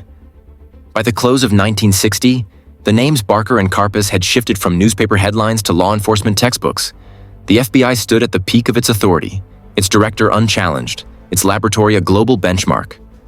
The pursuit that began with a single set of invisible prints had concluded not only with arrests, but with the creation of an enduring system of justice, precise, bureaucratic, and nationwide. The legacy of that transformation would continue to define American criminal investigation for the rest of the century. By 1960, Alcatraz Island had served the federal government for more than a quarter century. It was still regarded as escape-proof and orderly, but its cost and physical decay were drawing scrutiny. Concrete walls corroded in the salt air, plumbing failed, and maintenance budgets lagged behind rising expenses. Within its aging tiers, inmate 325, Alvin Karpis, was nearing the midpoint of his third decade behind bars, a survivor of both the Depression-era underworld and the bureau that had conquered it. He had outlived nearly everyone connected to his case. Each morning's count reminded guards that one of the oldest prisoners on the island still stood at attention, precise and silent. Administrative reports from these years depict a man who had become institutionalized in the strictest sense. Karpis obeyed rules without protest, maintained an impeccable disciplinary record, and followed routines with mechanical regularity. He occupied a narrow cell on the upper tier of B block, rising before reveille, cleaning his space, and reporting to work assignments without comment. He read voraciously, economics, philosophy, history, requesting books from the library with meticulous handwriting officials and restraint. Where once he had organized armed robberies across multiple states, he now filed inventory cards for the prison library. He represented both the success of incarceration and the limits of reform. The early 1960s brought new priorities to the Department of Justice. The United States had entered the Cold War era. The emphasis of federal policy had shifted from domestic crime to international intelligence and civil rights enforcement. Within this framework, Alcatraz looked increasingly outdated. The Bureau of Prisons compared its costs against those of mainland facilities and found the island nearly 3 times as expensive per inmate. Transportation of food, water, and fuel added continual strain to budgets. Attorney General Robert F. Kennedy, reviewing reports in 1961, began advocating closure. Engineers documented structural deterioration so severe that repairs would exceed replacement cost. The administrative decision to decommission the penitentiary within 3 years became inevitable. For the prisoners, the announcement filtered slowly through official channels. To most, closure meant transfer to other maximum security prisons on the mainland. For Karpis, it signaled the end of the environment that had defined nearly half his life. His case file recorded mild anxiety about relocation but no resistance. He requested only that his institutional record be forwarded intact to preserve his standing as a model inmate. Decades of discipline had earned him trust. Wardens described him as dependable, honest in transactions, and free from manipulation or alliance with violent cliques. In the static world of the cell block, these small recognitions equaled dignity. During this same period, public fascination with Alcatraz intensified. Magazine features, radio programs, and early television documentaries portrayed the island as an impenetrable fortress holding America's most dangerous men. Tourists on passing ferries photographed the gray buildings against the bay fog, imagining hidden dramas behind the concrete. The Bureau of Prisons cooperated selectively, releasing sanitized statistics about famous inmates, including Karpis, while maintaining strict censorship over personal correspondence. Each publicity wave resurrected his name briefly before it receded again into obscurity. He remained a fact of history rather than a figure in it. Operationally, the final years of Alcatraz were marked by routine punctuated by maintenance failures. Salt corrosion ate through cell house piping. Heating systems failed during winters. Guards doubled shifts to compensate for staff reductions as the Bureau prepared gradual transfers. Yet discipline endured. Karpis, then in his mid-50s, served as clerk in the prison industries office, reconciling production logs for the furniture shop. Reports credit his accuracy and reliability. He had become part of the machinery that once confined him, an embodiment of order extracted from disorder. In 1962, the most famous escape attempt in the prison's history occurred when 3 inmates, Frank Morris and brothers John and Clarence Anglin, vanished through a tunnel cut behind their cells. The discovery shocked administrators and drew global attention. The subsequent manhunt found no bodies. Although investigators concluded that the fugitives likely drowned, the possibility of success undermined Alcatraz's legend of invulnerability. For Karpis, the event marked an ironic coda.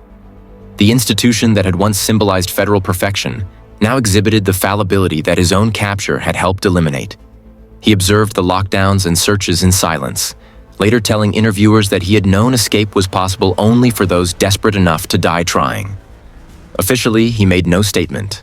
His conduct record remained untouched. The escape accelerated the government's timetable for closure. By late 1962, the Bureau of Prisons drafted final relocation plans for the remaining population. Karpis's name appeared among those slated for transfer to McNeil Island Penitentiary in Washington state. a facility emphasizing orderly management over isolation. Preparations proceeded quietly through winter. On March 21, 1963, Alcatraz Federal Penitentiary closed permanently. Its last warden, Olin Blackwell, oversaw the evacuation of 27 inmates and remaining staff. Karpis departed under escort on one of the final boats to the mainland, carrying a small box of books and personal notes accumulated over 27 years.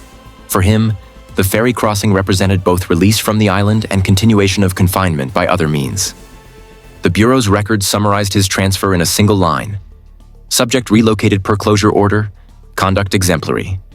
At McNeil Island, Karpis entered an institution very different from the rigid isolation of Alcatraz. The penitentiary combined secure housing with limited educational and vocational programs. Administrators encouraged older inmates to teach literacy and bookkeeping to others. Karpis, classified as low risk despite his life sentence, became an instructor in record-keeping and basic mathematics. His behavior remained consistent, punctual, reserved, and compliant. Psychological assessments described him as well-oriented, displays insight into behavior, demonstrates self-control. The transformation from hunted fugitive to institutional mentor was complete. Outside the prison system, the story of the Barker Karpis Gang entered the realm of popular history. Hoover's FBI, now a cultural institution, celebrated its 50th anniversary in 1958 with exhibits featuring relics from the gang's destruction. Photographs of Lake Weir, confiscated weapons, and the tie used to bind Karpis's hands. When Alcatraz closed, newspapers revived those images, framing them as evidence of progress. The violent past contained, the modern era secure. In this narrative, Karpis served as a footnote symbolizing the triumph of science and order. His continued existence validated the permanence of federal control. He lived proof that none escaped the system indefinitely within McNeil Island. Life followed the slow rhythm of long incarceration. Karpis corresponded with prison reformers and academics studying the evolution of American justice. He provided factual recollections of the 1930s, avoiding self-pity or exaggeration. His tone was analytical, detailing logistics and motivations rather than emotions. Researchers noted his extraordinary memory for dates and names. He appeared to regard his criminal career as a historical phenomenon rather than personal tragedy. Inmates called him Old Creepy, echoing the nickname once feared in headlines but now used with detached respect.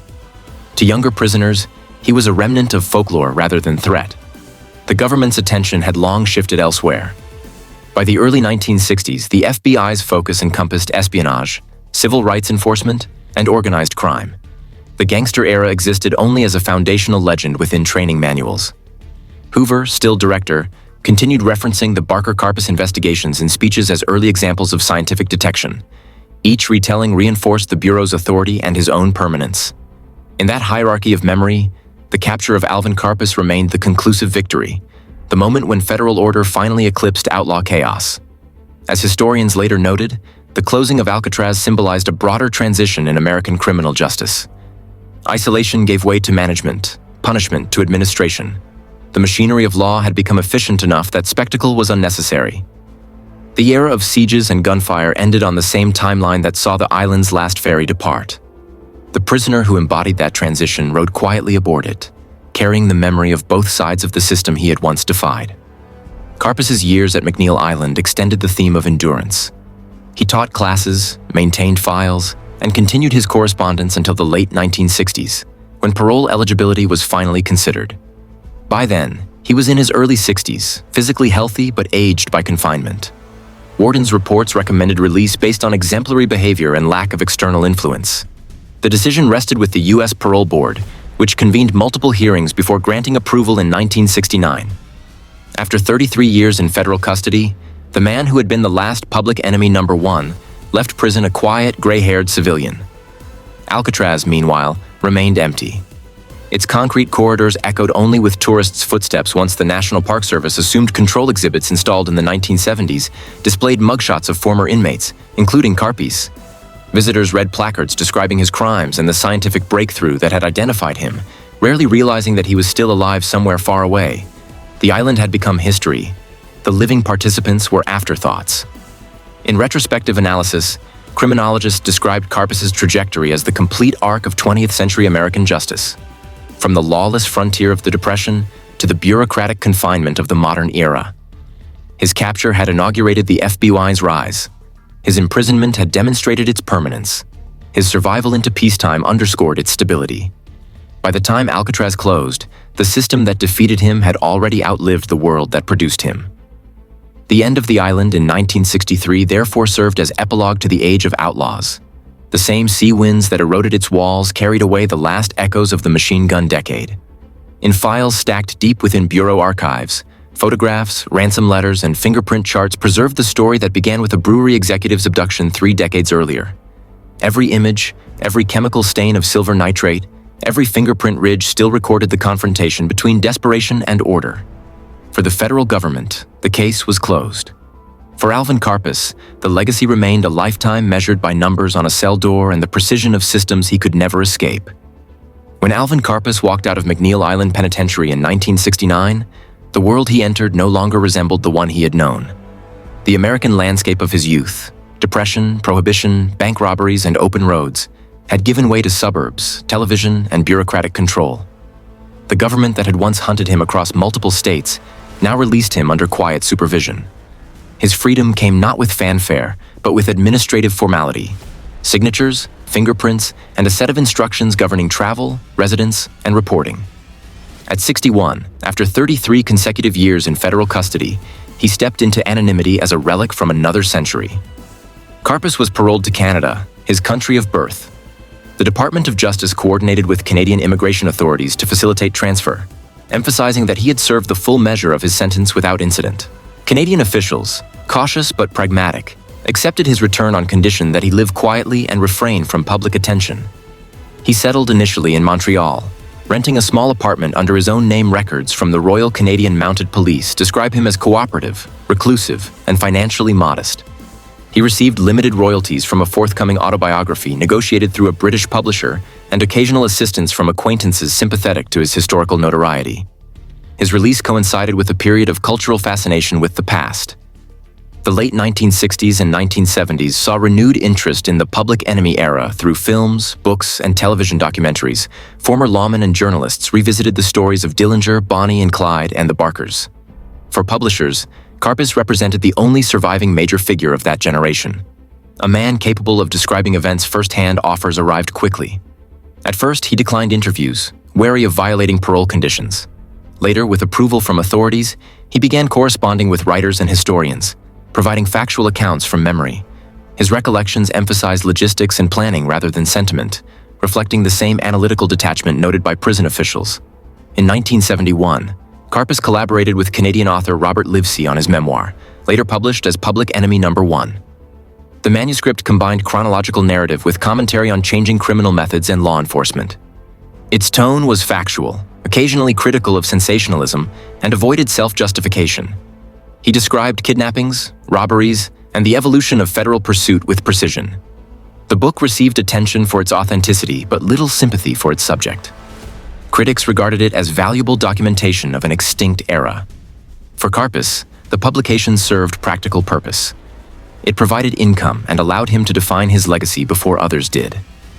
After publication, he moved frequently within Canada to avoid curiosity seekers. In the early 1970s, he relocated to Vancouver, where he lived under modest circumstances, occupying furnished rooms and later a small apartment near the waterfront. Police maintained casual observation but reported no infractions.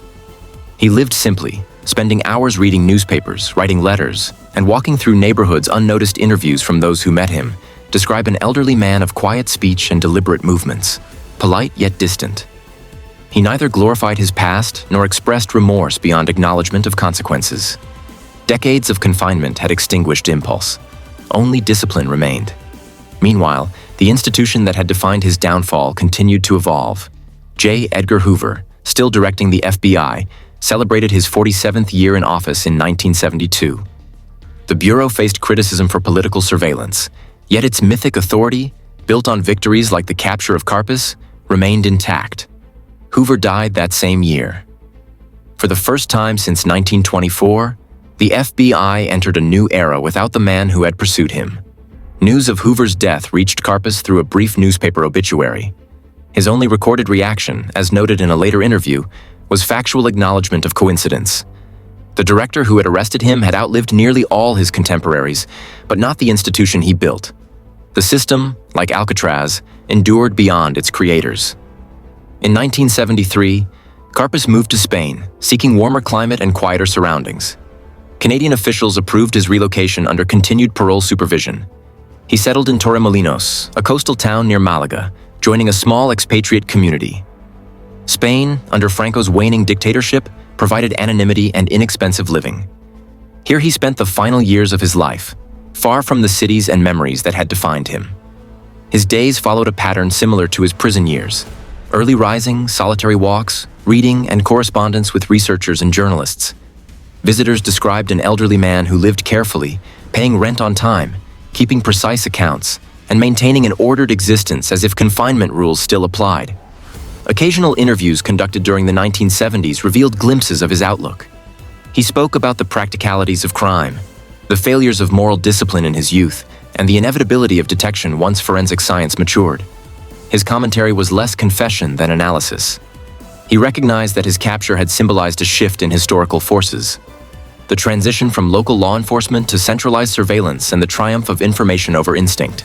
He called the 1930s the last time a man could live by his own wits without the whole country knowing where he was. To historians, these statements provided insight into the mindset of a transitional generation, the criminals who lived between frontier freedom and bureaucratic control. While Karpis lived in Spain, renewed academic study of the Great Depression and organized crime brought attention to original FBI case files. Researchers obtained partial declassifications of the Ham and Bremer investigations, including laboratory photographs of the silver nitrate fingerprints that had exposed the gang forensic textbooks cited those prints as the beginning of modern latent print methodology. The very evidence that had condemned him became a foundation of professional pride for future investigators. When universities taught criminalistics, his name appeared not as a villain but as a reference in footnotes beside scientific technique. In that context, Karpis had become data, an element in the genealogy of forensic progress. Financially, he survived on modest royalties and pension-equivalent stipends derived from Canadian social programs available to citizens abroad.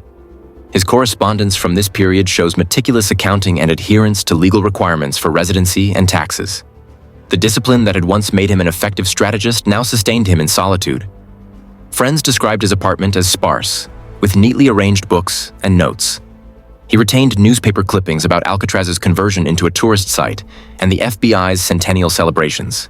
These mementos connected his past to the institution that had immortalized it. Through the late 1970s, his health deteriorated.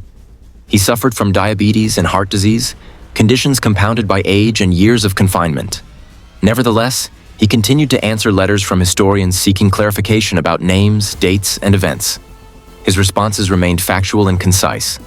In one exchange with a criminologist, he confirmed the logistical details of the Bremer ransom drop with remarkable accuracy after more than 40 years. Such correspondence established him as a rare living archive of Depression-era crime, a human link between folklore and record. Despite isolation, Karpis avoided bitterness. Reports from acquaintances describe a man who regarded his life as demonstration of cause and effect rather than moral tragedy. He viewed his capture and imprisonment as inevitable outcomes of a changing world, rather than personal misfortune.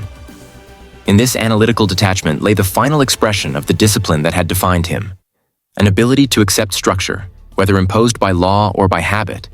He had long ceased to resist the system that once hunted him. He had become an observer of it. In 1979, at 71, his health declined rapidly. On August 26th, he was found dead in his apartment in Torremolinos. Spanish authorities recorded the cause as natural, but noted the presence of sleeping pills near his bed. Subsequent accounts alternated between reports of suicide and accidental overdose.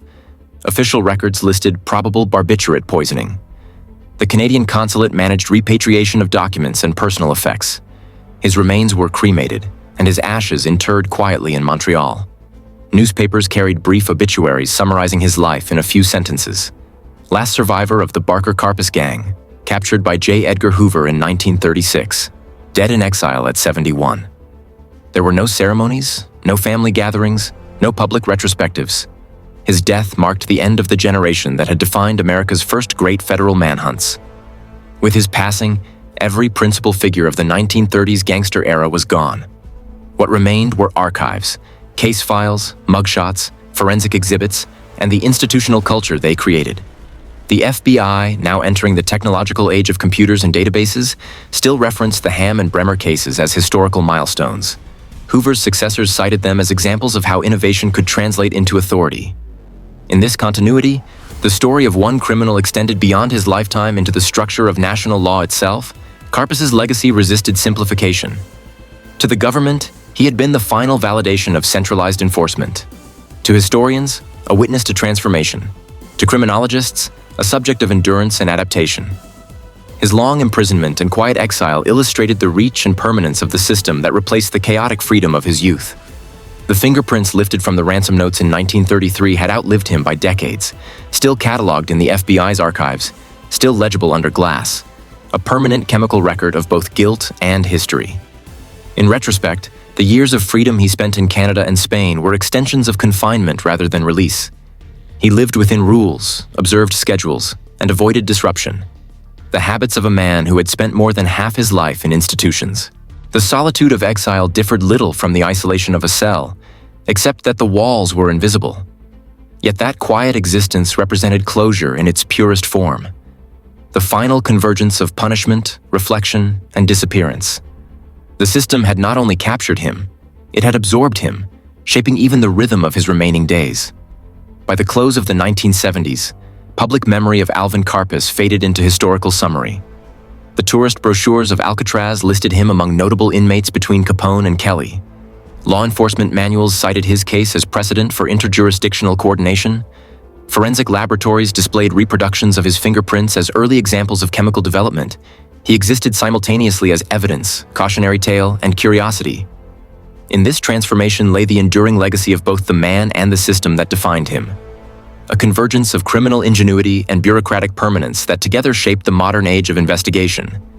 When Spanish officials closed his file, they noted that no relatives had claimed personal effects.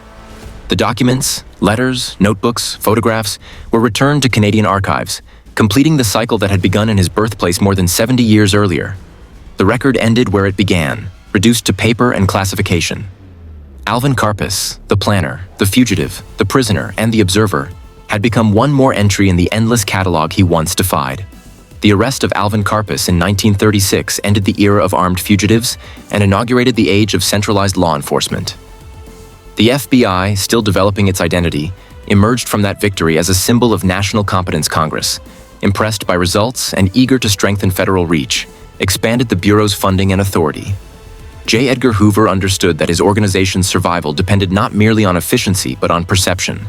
He transformed a reactive investigative body into a disciplined bureaucracy projecting scientific precision and moral certainty. After Karpis's sentencing, Hoover issued a series of administrative orders that standardized every procedure within the Bureau field offices, adopted identical reporting forms and communication channels. Agents were required to document all activity in typed, grammatically perfect memoranda, creating a paper trail that reinforced control uniform dress codes, morning inspections, and centralized approval for press statements established a professional image distinct from local police. These regulations bound the Bureau into a single machine directed personally from Washington. Each success, however small, was reported to headquarters and, when advantageous, to the press. The laboratory expanded rapidly. Chemical and ballistic units that once handled ransom notes and spent cartridges now processed evidence from every major jurisdiction. Fingerprint records grew into millions, organized through mechanical filing systems that filled entire floors. New radio networks connected field offices, allowing instantaneous communication long before other federal departments possessed such capability. For Hoover, every technological advancement was a weapon in both investigation and public relations. Clean offices, polished floors, and precise language projected authority. The image mattered as much as the arrests. During the final years of the 1930s, this centralized system matured. Agents trained at Quantico learned standardized techniques in evidence collection, interrogation, and firearms use. Graduates emerged indistinguishable in appearance and conduct, a reflection of Hoover's insistence on conformity. The director reviewed personnel files personally, annotating promotions or demotions with terse marginal notes. In his view, efficiency derived from discipline, and discipline required hierarchy. When war broke out in Europe, the Bureau shifted focus from domestic banditry to security intelligence. By 1940, Hoover directed thousands of agents tracking espionage suspects and foreign agents. The same meticulous record-keeping once used to trace ransom bills now applied to coded telegrams and clandestine correspondence. The laboratory, whose foundation lay in the chemical identification of fingerprints, diversified into photography, metallurgy, and cryptanalysis. Wartime urgency multiplied the Bureau's size and influence. After the United States entered World War II, Hoover's authority expanded beyond law enforcement. The FBI became the Central Domestic Intelligence Service, responsible for counterespionage and internal surveillance. Field agents investigated sabotage in defense factories, monitored potential subversion, and vetted military contractors. Cooperation with the Office of Strategic Services was limited by Hoover's insistence on independence, but the Bureau's wartime record enhanced his reputation as protector of the home front. By 1945, his name carried the weight of a cabinet member. The institution he led had grown to more than 10,000 employees. A figure unimaginable during the gangster decade, peace did not diminish its momentum. The post-war climate of suspicion, the emerging Cold War, provided new justification for surveillance. Under directives from the Justice Department, the Bureau compiled comprehensive files on communist organizations, labor movements, and civil rights groups. The investigative model perfected during the Karpis era, coordination across jurisdictions, systematic documentation, and secrecy, became the template for political intelligence. The scale was unprecedented. Millions of citizens were indexed through employment vetting, loyalty programs, and background investigations. Every university conducting federal research required bureau clearance. Every defense contractor was subject to inspection. Hoover justified the expansion as national protection against infiltration. Congress, still revering his record against organized crime, offered little resistance. Inside the organization, discipline hardened. Infractions of decorum resulted in dismissal, unpolished shoes, grammatical errors, or tardy reports. The director's control extended to personal behavior. Agents were expected to maintain conservative appearance and abstain from public political comment. Promotions rewarded obedience more than innovation, ensuring uniform culture and preventing dissent. The rigidity that had captured Karpis now defined the entire bureau. Efficiency was measured in conformity. Success was the absence of deviation. Public image management paralleled operational control.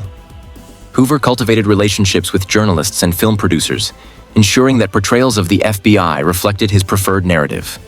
In 1939, the Bureau cooperated with Hollywood on The Fighting G-Men, and later with radio serials dramatizing famous cases. Each dramatization referenced earlier victories: the Dillinger Raid, the Barker Shootout, the capture of Karpis, as founding legends. Newsreels presented Hoover as embodiment of moral discipline, the bureaucrat as national hero. Propaganda and policing merged seamlessly. The Bureau's myth became a component of civic identity. The 1950s marked the height of Hoover's domestic influence.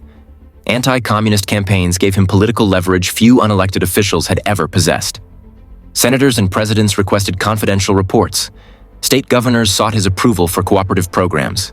The Bureau's fingerprint division housed more than 100 million records, processed by thousands of clerks operating specialized sorting machines. The laboratory produced expert testimony in nearly every federal criminal case. The precision methods that began with the silver nitrate experiments of the 1930s had evolved into institutional science.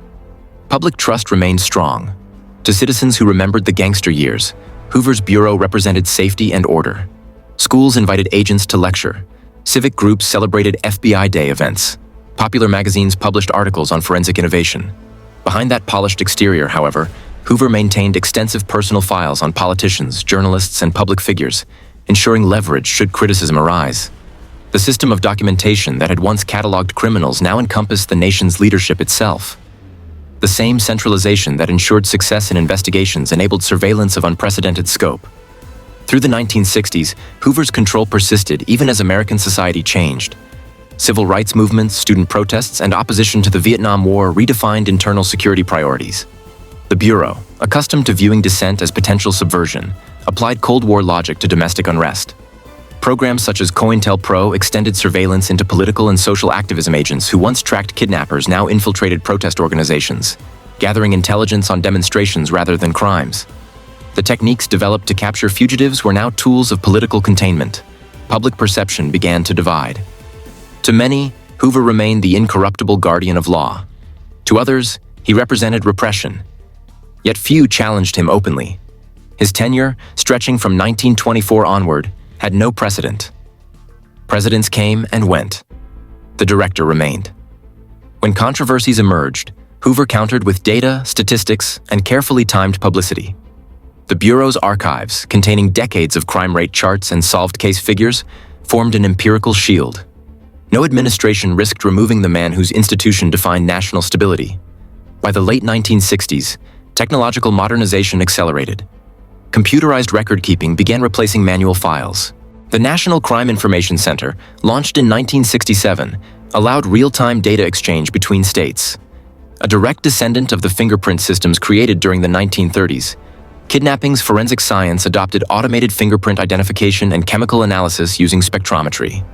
Each advancement traced lineage to the laboratory methods first tested on the Ham ransom notes. The bureaucracy born from pursuit of the Karpis Gang had matured into an information network spanning the continent. Hoover's personal life remained secondary to his public role. He rarely took leave, lived in the same Washington home for decades, and reviewed memoranda until early morning hours. His sense of mission equaled obsession. The FBI's headquarters mirrored his personality. Immaculate, hierarchical, efficient. When questioned about internal secrecy, he cited necessity and precedent, reminding Congress that the Bureau's methods had ended the era of lawlessness. For nearly 4 decades, that argument sufficed. The myth reached its culmination around the Bureau's 50th anniversary. Official ceremonies in 1958 displayed artifacts from its formative years. The weapons seized from the Barkers, photographs from the Karpis capture, and forensic exhibits tracing scientific progress. Visitors viewed them as relics of a conquered age. Hoover delivered speeches emphasizing continuity. The same fingerprints that once doomed criminals now protected citizens. The narrative erased ambiguity. Federal science as eternal guardian, the director as architect of order. Yet by the end of the 1960s, cracks appeared. Investigative journalists exposed the extent of political surveillance. Courts imposed new restrictions on wiretaps and evidence collection. Public skepticism toward authority increased after scandals involving other agencies. For the first time, Hoover faced criticism he could not fully suppress. Nevertheless, his command remained absolute inside the Bureau. No deputy or successor was designated. Hierarchy centered entirely on his approval. When J. Edgar Hoover died on May 2, 1972, at his home in Washington, the empire he built spanned every state and included more than 15,000 employees. Presidents attended his funeral, acknowledging that his career had defined an epoch. Newspapers summarized his life through the very victories he had immortalized: the destruction of Dillinger, the capture of Karpis, the rise of forensic science. For most Americans, those names symbolized both the danger and the triumph of the early 20th century. The director's passing closed the institutional circle that had begun with the Karpis manhunt. Within months of his death, congressional committees began examining the Bureau's methods.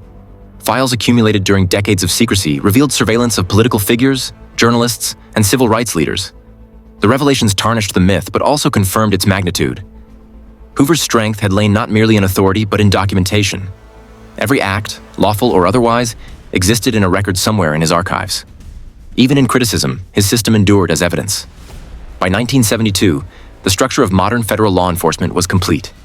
The hierarchy, the laboratory science, the interstate communication networks, all originated from the reforms that followed the Depression-era manhunts. The pursuit of Alvin Karpis and his associates had provided Hoover with the narrative foundation to justify expansion.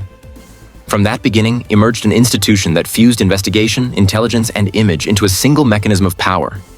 The empire he left behind was both accomplishment and warning. It had delivered order to a lawless nation, but at the cost of surveillance without precedent. The same fingerprints that once solved a kidnapping now identified every citizen. The same discipline that captured a gang had disciplined a democracy. Hoover's empire outlived its architect, as bureaucracies do. The files remained, the laboratories functioned, the myth persisted. And within the archive, preserved under controlled humidity, the evidence from the Ham and Bremer cases lay unchanged. Silver nitrate on paper, a physical origin point for the machinery of a modern state. The death of J. Edgar Hoover in 1972 closed an era of personal authority and opened a period of institutional reckoning. The empire he created endured, but its reputation entered transformation. What had been portrayed for decades as perfection now invited scrutiny. Congress, courts, and the public began examining the system that had once seemed beyond question. The same organization that had defined national order in the age of Alvin Karpis now became subject to investigation itself. In this reversal, the history of American law enforcement reached its modern form: self-surveillance through accountability. Hoover's immediate successor, L. Patrick Gray, inherited a bureau of extraordinary size but precarious trust. The Watergate scandal erupted within weeks of his appointment. Evidence of political misuse of intelligence, long hidden under secrecy, surfaced during the investigation. For the first time, the Bureau's methods and files became subjects of congressional inquiry. The Senate's Church Committee, formed in 1975, reviewed decades of covert activity, revealing extensive domestic surveillance, infiltration of political organizations, and files on tens of thousands of citizens. These revelations dismantled the myth of infallibility that Hoover had cultivated since the Barker Karpis era. The Bureau, once the instrument of scrutiny, became its object. Yet even as public perception shifted, the institution's structure remained intact. The systems Hoover designed, centralized records, laboratory divisions, and interstate communication, proved indispensable. Reform came through transparency rather than dismantling. Statutory oversight, judicial warrants, and internal review boards replaced personal authority as mechanisms of control.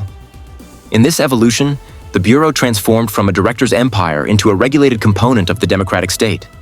The transition preserved continuity of function while redefining purpose. During the 1970s and 1980s, modernization accelerated. Computerization replaced paper files. The vast fingerprint archive, once stored in steel cabinets, migrated to digital form.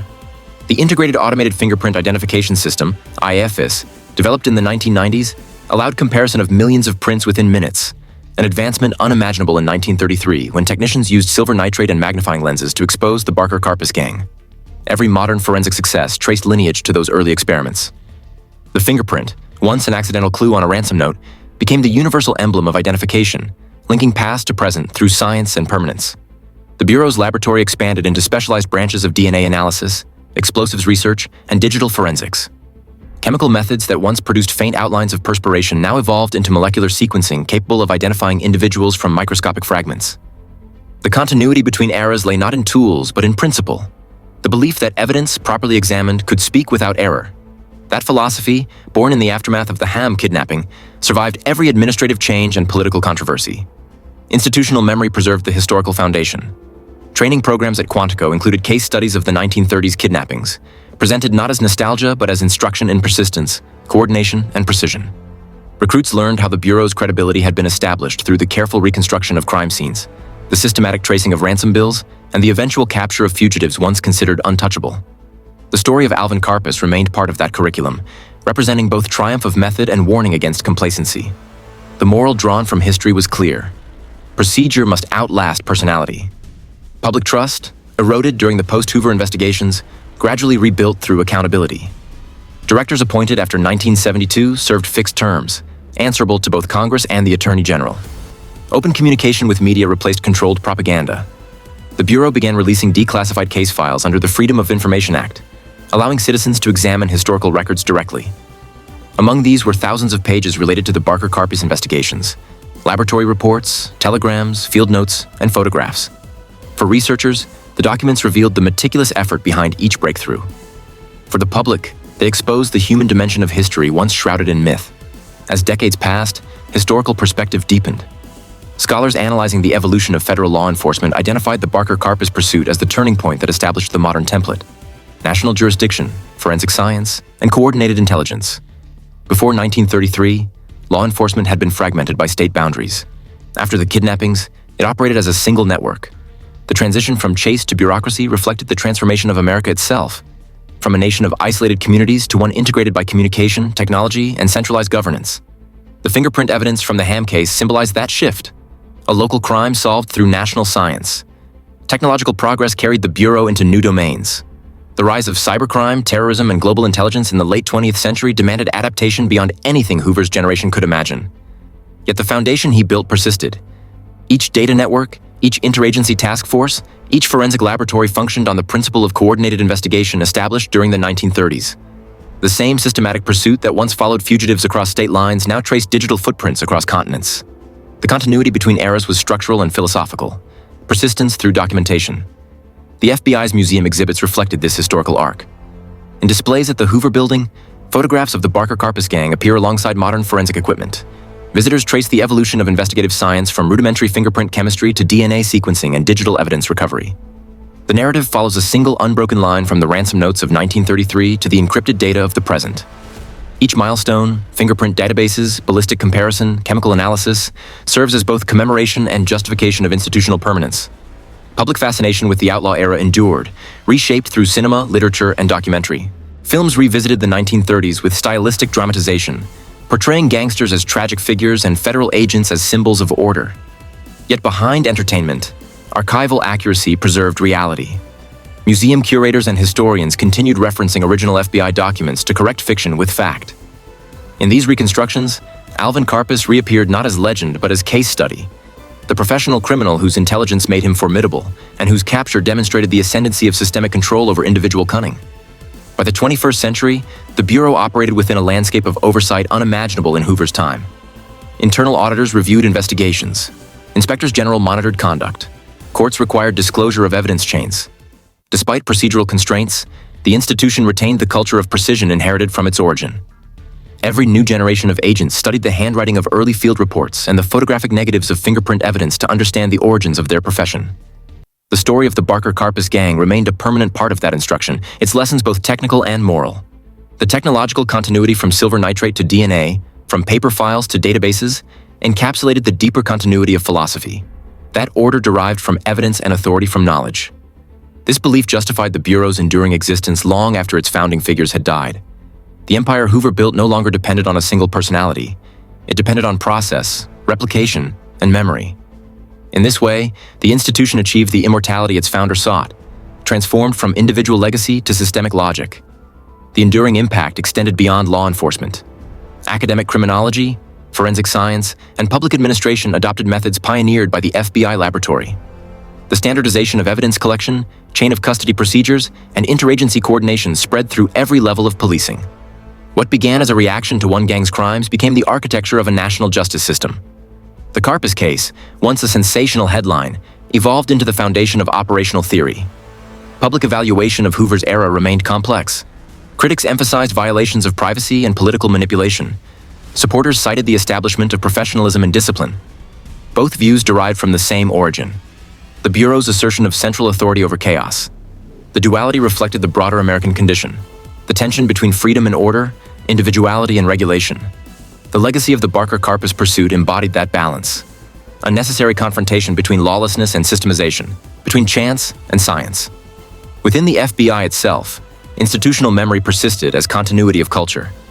New agents memorized the lineage of their tools, the evolution of fingerprint development, the structure of the criminal code, the reforms that followed public scandals. History served as both caution and pride.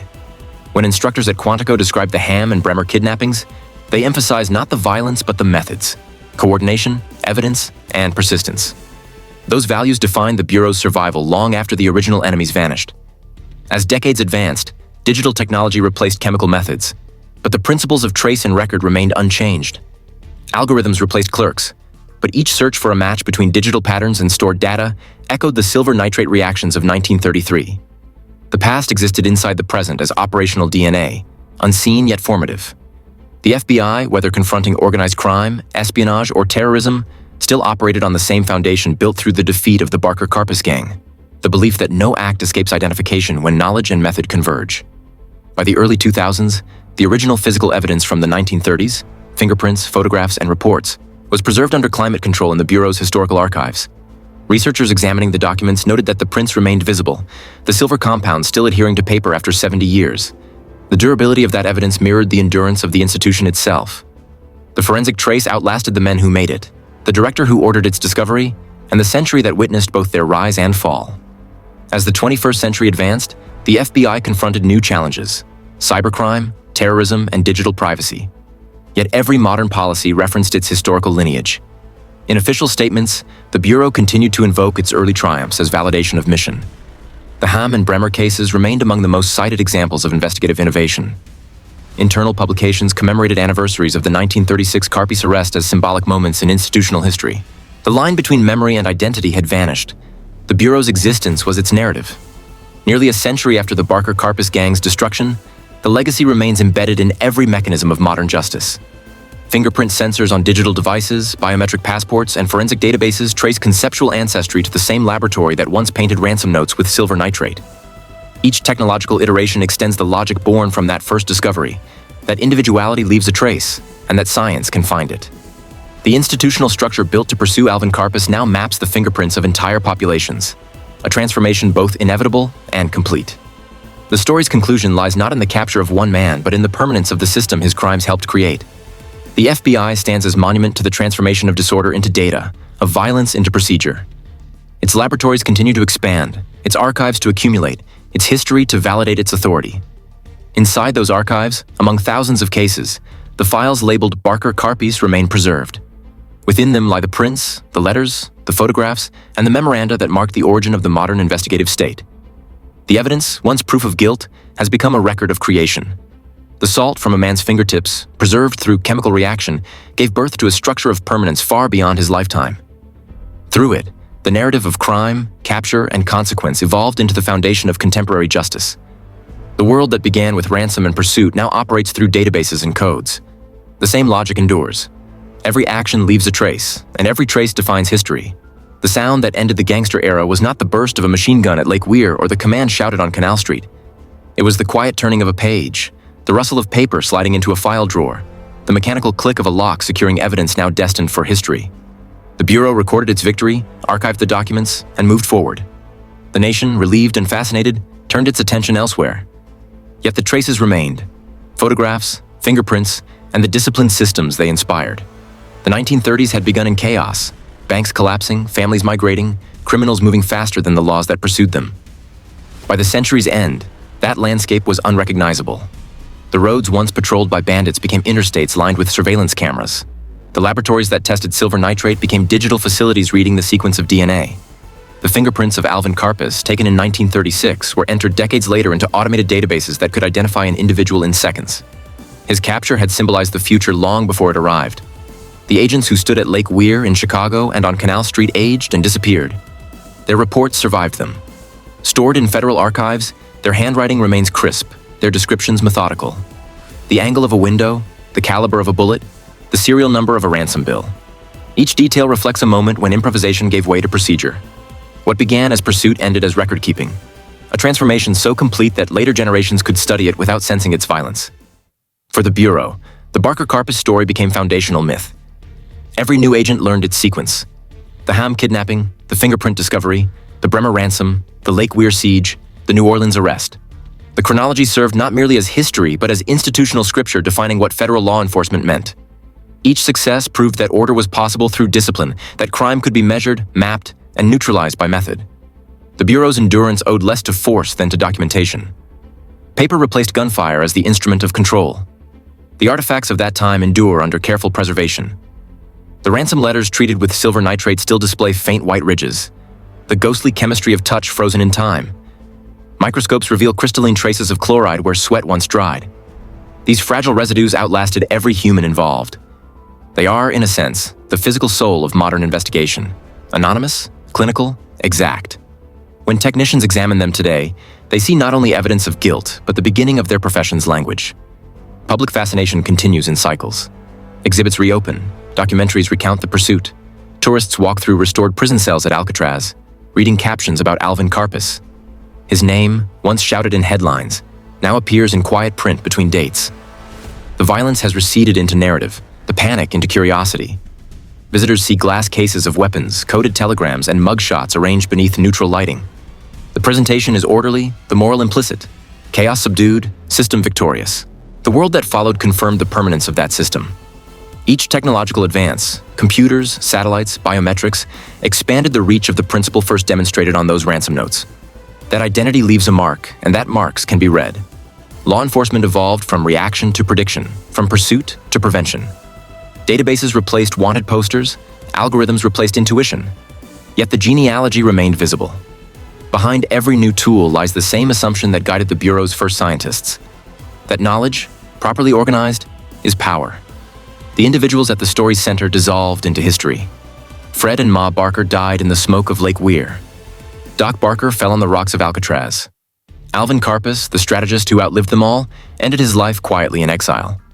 Their choices shaped an institution that outlasted their generation. The Bureau they inadvertently built continues to expand, its laboratories tracing digital footprints instead of fingerprints, its analysts reconstructing data rather than ransom notes. The mechanics changed, the architecture did not. In archives across the country, the original reports remain accessible under controlled light. Scholars examining them trace the development of national law from a single set of fingerprints. The chemical reactions that revealed those prints began as an experiment, not a doctrine. Yet from them came the structure of forensic certainty, the assurance that science could speak where witnesses could not. That certainty defined an era, built an empire, and reshaped the relationship between state and citizen. The silence that followed the last gunfire signified not peace, but permanence. Violence had ended because it was no longer necessary. The system itself had become the weapon. Files replaced raids, information replaced pursuit. Every modern investigation, every fingerprint match, every DNA profile, every algorithmic search echoes that silence. It is the sound of method functioning as memory. Nearly a century after the Ham kidnapping, the traces remain legible. The fingerprints on the ransom letters have not faded. The names typed beneath them, Karpis, Barker, Hoover, still anchor the chronology of transformation. The men themselves are gone, but their intersection endures in the chemistry of evidence and the bureaucracy of justice. The story that began with abduction and ended with empire continues as data, infinitely retrievable, infinitely replicable. The bureau that emerged from their conflict stands as monument to that continuity. Its agents walk corridors lined with photographs from the 1930s, reminders of a time when crime seemed uncontrollable and the response uncertain. They study those images not for nostalgia but for instruction. Each face, each weapon, each document illustrates the evolution of order from improvisation. The institution's legitimacy rests on that lineage. In the end, the Barker Karpis saga is not a story of men but of systems. The criminals represented defiance. The bureau represented structure. History favored structure.